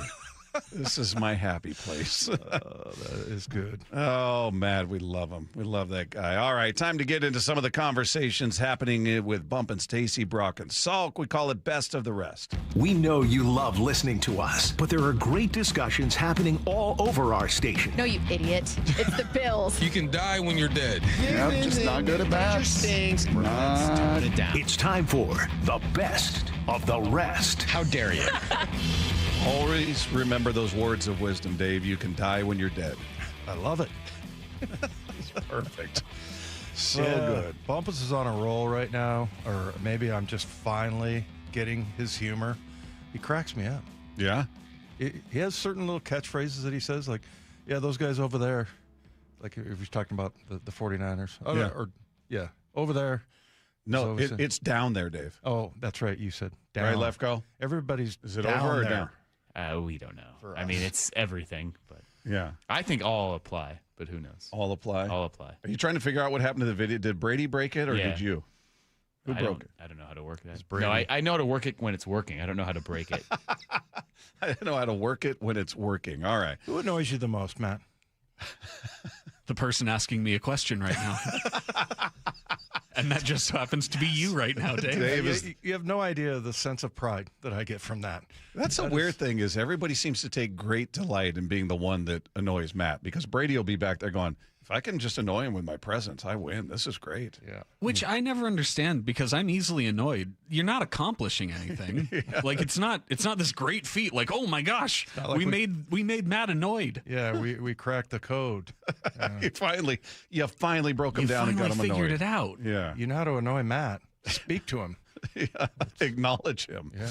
All right, let's start with Brock and Salk, who back on Monday were talking about whether they agree with Keith Law about one guy not having the ability to elevate the whole team when it comes to the Mariners. You don't buy that. I mean, I do. It's like this house that's being built, two houses down from us, last lot in the neighborhood. Mm-hmm. It's being built, and I'm watching all the independent contractors, right? The excavator comes in first, and then the foundation gets poured, and then the carpenters and the framers are up, and it's getting framed. Like, they're all independent contractors doing their job that they do within it, but there still is, like, the general contractor that's got to time all that up. So, yes, they're all independent of each other, but when you screwed up the framing, and they screwed up the framing, guess what happens to the drywall, right? It gets screwed up, and then guess what happens to the finish? It looks terrible. So, while they're all independent contractors, and I don't know if that's a good analogy or not, they still are tied together. But it's got to get linked up. Performance, right? Yeah, I tend to think there is something to, getting the train rolling and the way that affects the building that you're playing in and the energy. I think there's something to it. I don't think it's as intense as it is in some of the other sports. There's no question about that. It's certainly in especially football, basketball, and hockey. Yes. Those three sports in particular, the force multiplying is gigantic. Like sports in which you can force multiply outside of the quarterback position, which is sort of its own unique animal. I would say it's actually bigger in hockey and basketball than it is even in football. And then I think baseball comes last. It does. But I think that there's still some. I don't think you're crazy when you talk about it. When Julio gets going, can it affect everybody else? Yes, of course it does, because it puts them in better positions to hit. Yeah, I think that was a rough analogy from Brock. I got to be honest. Yeah. Yeah, you start talking about building something from the ground up, and if it's screwed up from the foundation, that's going to impact the framing. If the framing's screwed up, it's going to impact the drywall. Yeah, well, I get that. He's right about all those things. That part is right, but that's if you transfer that to baseball and say, well, all right, Cal and Julio are striking out left and right. Well, if the rest of the lineup's rolling, we've seen they still can win games. Right. You still win games when part of it is not fine. You're never getting 1 through 9. Right. There's always somebody that didn't come through or had a bad night, and this guy had a great night. Mm-hmm. There have been plenty of games last year when Cal was hitting home runs and they would lose, and he's on a roll. He's on a historic pace, and they would lose games. So, yeah, I mean, I get what he's saying, but you don't in baseball. It could help. Certainly, we talked about it. If Julio is red hot, just hypothetically, the guy in front of him, in this point, would be Cal. Maybe he's going to see more fastballs. He might see more pitches in the zone. They're less likely to maybe try to get him to chase because they don't want him on first when you got a red hot hitter on deck. Right. So yeah, there is some impact, but the idea that if there's an element that's not clicking, that the whole lineup's going to fail. No. Yeah. No, I don't think so. Other than and you brought this up. If you can extend the at bat, I mean, if you can get this guy throwing, 10 pitches and fouling things off, and the guy on deck's going to see everything he's throwing there, and he's going to get a good look at what that guy brings. You said something about pitching against the guy on deck, and so I think in that regard, but I get what Brock's saying. I mean, he's right about the whole house thing, but I just don't see how that applies to baseball. in any way. So yeah, and certainly in basketball, it's you got one guy who can take over a game. You got 5 guys out there. Yeah. So it's a much easier situation to impact the other guys around you. One guy can certainly light a fire under the team out there, and it's much easier versus baseball, and I would argue football as well, certainly. Well, I'm sorry to disagree with Brock on his birthday. It's okay. Happy birthday, brother. Big 5-0 for Brock, is that what it 50, is? Yeah. That That's what it when is? you stop having big parties. Like the 40th birthday party, I threw a huge shindig for my wife, and then she did the same for me. Did you have a big 49th? No. When you get to like 50 and 60, it's like, no, let's just keep it a secret. Don't mention it. Yeah. Don't mention it. Don't even mention it. All right. Moving on. Bump and Stacy were breaking down what a, quote, bad draft would look like for the Seattle Seahawks. Drafting a receiver first. We don't need receivers, right? Receivers are good. They're not going to do that. That would just be the worst move that you can do. You got Rashid, you got Cooper Kupp, you got Horton, Bobo's back. If you're drafting a receiver early, if you're the Seahawks, one of your first few picks, I think that's the wrong way to go. But there are positions that we look at that we feel like need a little bit of depth, right? I've said this before. This isn't a draft where you find a starter, I don't think, unless you're drafting 32 and you get Price. That's going to be a starter. This is a draft where you're just looking to add some depth. So I think that if you do not, if you walk away from this draft without a running back, I think it's a bad draft. I would say normally that drafting strictly for need instead of best player makes for a bad draft. I look at Price at 32 and I'm wondering, okay, do I want Price because I truly love him as a prospect and love him with Seattle, or do I want Price because my biggest question mark for the team is running back? And is that a bad reason to take him? My gut would be like, oh, bad draft is when you make decisions for the wrong reasons. But is it for the wrong reason at 32 if you need a running back? I don't know. I think this one's different. I think when you do have the 32nd pick, you've won a Super Bowl, I think you can draft for need at this point because what you need is a starting running back and fillers everywhere else. Guys that you hope that down the line, maybe it's mid-season, end of the season, the following season, can develop and become a starter. But you're not looking at anyone to save the day with this draft. We talked about this earlier, Dave, that John is pretty steadfast about their process. Oh, yeah. And that they don't Doesn't draft matter. for need. And he's talked about how they got in trouble in other years when they strayed from their process. And remember asking, how disciplined is he going to be? How disciplined is it? How steadfast will he be if they, and I think we threw out receiver, like if they get to 32 and their board just says, hey, the 32nd best player on our board is a wide receiver. Or a tight end, another spot we feel like they don't have a need. What are they going to do? Well, especially wide receiver because you just, paid JSN and paid Shaheed. You got Cooper Kupp, just like, Stacy was talking about there. But what would be worse? A receiver drafted at number 32 or a kicker? I'd say a kicker because I think kickers have a lot of life in them. That's the right answer, Bob. Yeah. Always. Yeah. No, I'm kidding. I think Myers is there for a while. He's still got the leg. He's still a guy that you count on, and those guys can be old. Morton Anderson was 173 years old when he retired. So, those guys have a lot of runway. He was special team player of the month in November. So, no, I mean, he's doing great. But, that was one thing I was saying, that, watch John do that. But if he is the absolute best option, because you don't really know about Torrey Horton. Maybe he's going to be one of these guys that gets hurt all the time. It's kind of weird. A shin injury? Still don't know what that is. You don't really know what that is. So one in Cooper Kupp is older. Yeah. And, we don't – Bobo is he's a guy. Yeah. He's much more important to your special teams than he is to your pass attack. Yeah. What do we say? He had like 4 catches or something. I think he only had 2 or 1. Oh, I think he 3 had targets. 4 total. Including the regular season. I think he only had like 3 targets. I want to say. Yeah. But so he's. Yeah, I mean that would be something that's interesting. Yeah, point being, it wouldn't be the craziest thing in the world because really your one certainty at receiver is JSN. Mm-hmm. Cooper Kupp's an older version of himself. He's not that guy anymore. You did invest in Rashid Shaheed. You don't know about Horton. Right. Bobo had 2 targets in the regular season. Catch him? Yeah. 2 for 2. 20 yards. There you go. 10-yard average. I think he had Not a bad. couple three maybe in the playoffs. But, yeah, I mean, By the way, did you hear Brock into that first cut? Kind of had a Dave. He's like, yeah, house couple 2 down from me. Couple 2 down? Yeah. Couple 2 down. Well, a couple is 2. Yeah. So he screwed that up. He was being redundant. Yeah. But, yeah, I mean, the other thing, I would say watch maybe 2-3 years from now, we're going to look back and go, wow, how about that 2026 draft? Let's say they just keep all 4 of them and Jon being on a heater like he is. And that's what people were, a lot of people have added this, and I don't disagree, is that, why would you trade anything away or take away the opportunity to draft someone when you're on a roll?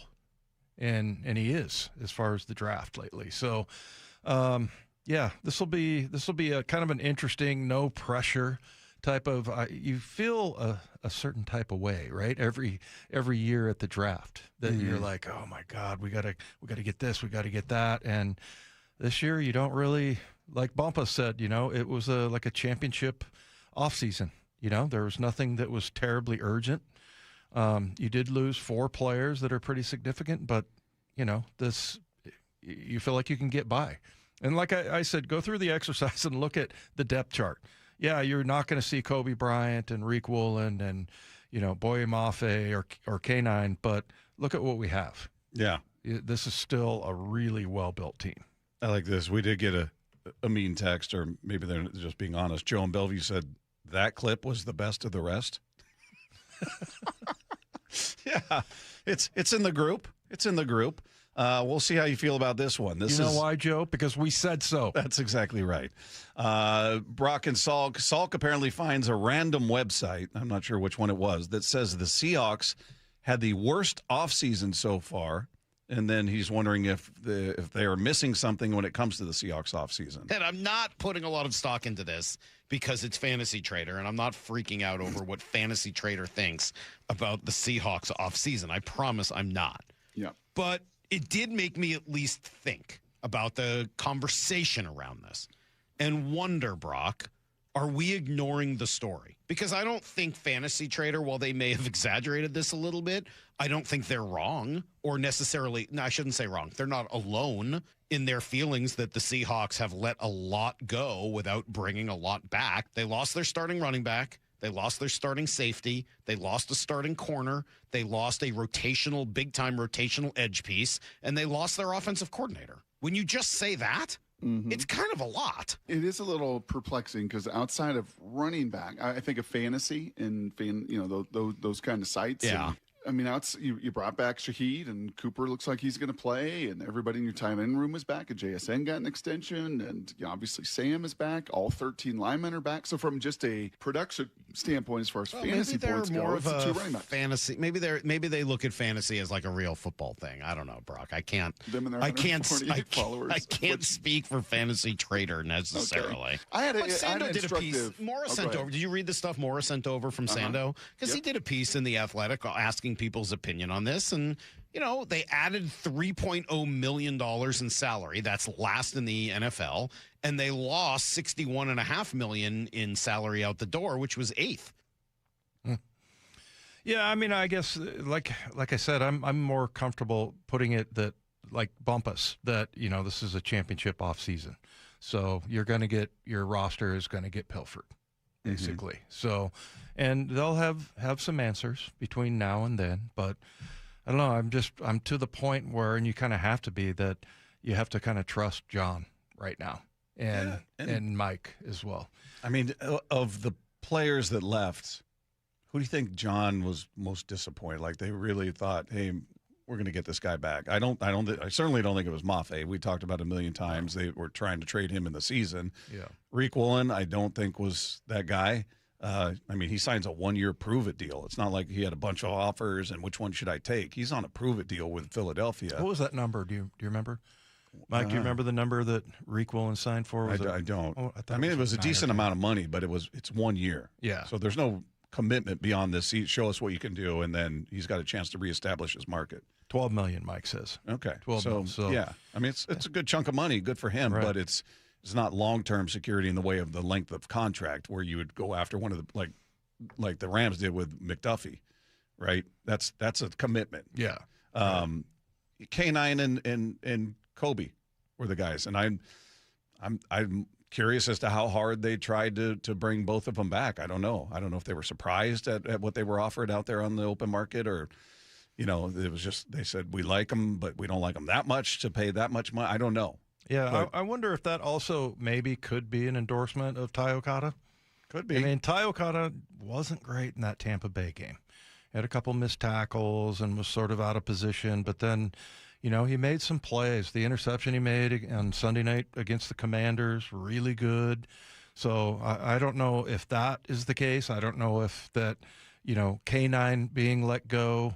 That one kind of bothered me because you spent just $3 million more to get another receiver. Yeah. And if you could have, maybe sweetened the deal for K9, but they have a plan there. Maybe it speaks to how they think about George Halani and Emmanuel Wilson. And Emmanuel Wilson, yeah. One more here quickly from Bump and Stacy weighing in on whether Jadarian Price is the right move for the Seahawks at number 32. We've been hearing people say, look, they can find a running back on day 3, especially if they trade back and add some more picks, add him to that room for depth and for competition. But I was struck by Daniel and Joel saying there's 2 guys who can be starters or who can get some starting time. Everyone else is just like, all right, well, I guess you're adding competition. Good luck. Last year, adding Damian Martinez, and he doesn't end up doing anything for you. Like, you might feel really great about what he did in college in the moment, but, that ended up being a pick that didn't help that room at all. You didn't need it last year. Great. Fantastic. You had a phenomenal season from Charbonnet and Walker. You don't have either to start the year this year. Yeah, that's what makes that position focal point. Because if Zach Charbonnet were healthy, they probably get a running back, but they're not pressed to get one right now at 32. They're probably looking at more at the edge or a corner or somebody. And I've seen mock drafts where they do draft an edge, they do draft a corner, they do draft a running back. Who knows? No one really knows what they're going to do. But because Zach Charbonnet is not healthy, that makes that pick a bit more intense. So, yes, it makes sense that everyone is focusing on Jadarian Price. I think he is the second best running back in this draft. And the Hawks just lost the Super Bowl MVP in K9. People took for granted what K9 did for this football team. Frustrating at times, but when he is on, he is on. You need this run game. You need it for Sam. You need it for this offense. The Seahawks want to run the football. This offense is a run-first type of deal. If they go with Price at 32, I'm in. I'm in with what they do. I mean, like we talked about before, John's in that rarefied air of being a GM of a franchise in any city that has almost universal belief in no matter what he does in any decision he makes. That if he trades out, everybody's going to go, cool. If he goes with Price, people will go, awesome. If he trades up, people go, awesome. I mean, he's just kind of got that, and we'll see how long it lasts, but right now he's kind of got that implicit trust. Just whatever you do, I believe in John. Complaint-free last year, as far as the draft goes. I want to say Jadarian Price, he's the one that he had 2 100-yard kickoff returns as well, so that he could, possibly bolster your special teams as well. That would be ideal. But I have no idea how he feels about him, and I think it's interesting. It just seems he'll like tell us, right? Oh yeah, of course. But yeah, it's just interesting that you get to the salary cap numbers or the franchise tag number, and running backs are the lowest paid, and yet we're talking a lot about the running back position and how important it is. So maybe that'll start to come back into fashion. I think it is to a certain extent because we're talking about taking a running back in the first round. Yeah. Whereas that was considered taboo. You don't do that. And again, the Seahawks back-to-back years of a second-round pick spent on a running back, and they took some heat for it. Well, and also, they did. And also, you won the Super Bowl by running the ball and just staying with it. Our buddy Mark Schlereth told us that's a successful run game is when you have top 5 attempts, and that's what they had. That was the formula. Yeah, so the intrigue will build as we get closer to next Thursday. We're going to be out there tomorrow at the VMAC, right? Yep. Lefko, for the latest installment of the John Schneider Show, so make sure you tune in for that. That's going to do it for us today. I want to thank our guests, Josh Edwards and Jon Morosi, who joined us on the show. If you missed any part of today's show, you can find it at seattlesports.com. Click the podcast tab. Click on our picture. It'll be right there waiting for you. Don't forget to click subscribe. You got the Mariners pregame show coming your way next. Game 2 of the 3-game series with the Padres. We'll talk to you tomorrow with Wyman and Bob. You can stream every pitch of every inning of every game all season long. Oh, and it's completely free. It's a tremendous catch. Only on the Seattle Sports app. That's right. The free Seattle Sports app puts every single Mariners game right in the palm of your hand. On a platter, come and get it. One app, every game. Plus the latest Mariners news, insider access, video, and podcast. Holy smokes, what a play! Pretty awesome, right? Just like the Mariners. Bull riding is not just a sport. It's a gamble of guts and glory. Nothing else compares. It's Cooper Tire's PBR Tacoma at Tacoma Dome, April 24th and 25th. Ready to be cowboy? Get your tickets at Ticketmaster. It's bull time. Home is more than a place to live. It's where the best of life unfolds, where possibility sparks, where community grows, where lives take shape. At the Master Builders Association of King and Snohomish Counties, that belief drives the work our builders, remodelers, and tradespeople do every day. Because when we build more homes, we're building so much more than housing. We're making room for what matters most. Learn more at roomforwhatmatters.com. Your reputation matters. That's why so many landscape professionals choose Gravely. You can save up to 20% on Gravely commercial mowers during the Gravely Mow the Distance sales event going on now through the 19th. Visit your local Gravely dealer today. Hey there, Dawn Riding with Olympic Hot Tub. We're here to help you achieve total wellness at home. Right now, save up to $2,800 on a saltwater hot spring spa for fabulous healthy soaks. Or save up to $12,000 on an endless pool swim spa and turn your backyard into a year-round swim oasis. These massive savings end April 30th. OlympicHotTub.com. Better you, better life. Olympic Hot Tub. This is the story of the one.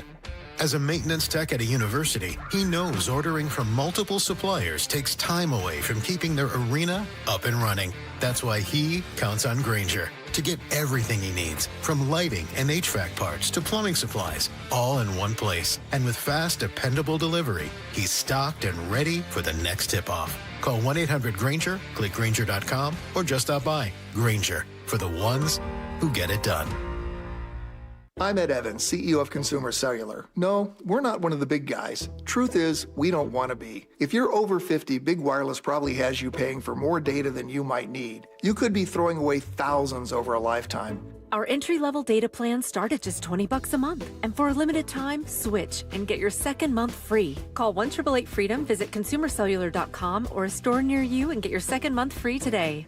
Plans include $5 credit for auto pay and e-billing. See site for additional details. I remember brushing my hair and looking down and thinking, oh my gosh, do I have any hair left? I used to look at women with thick, beautiful hair and think, why doesn't my hair look like that? My thinning hair is making me feel so old. If you want thick, healthy, gorgeous hair, then you need Hair Volume from New Nordic. With clinically proven ingredients like apple extract, biotin, and millet, Hair Volume nourishes your hair follicles to promote thicker, healthier-looking hair. Say goodbye to shedding, thin, and dull hair, and hello to thick, healthy hair with Hair Volume. Since taking Hair Volume, the shedding has all but stopped. Now, instead of being jealous of other women's hair, I have friends who are jealous of mine. My hairdresser couldn't believe the difference in my hair. Now she's using Hair Volume too. Available as a tablet or delicious gummy, Hair Volume is available online at Amazon and NewNordicUSA.com, or find Hair Volume in the hair care aisle at your local CVS.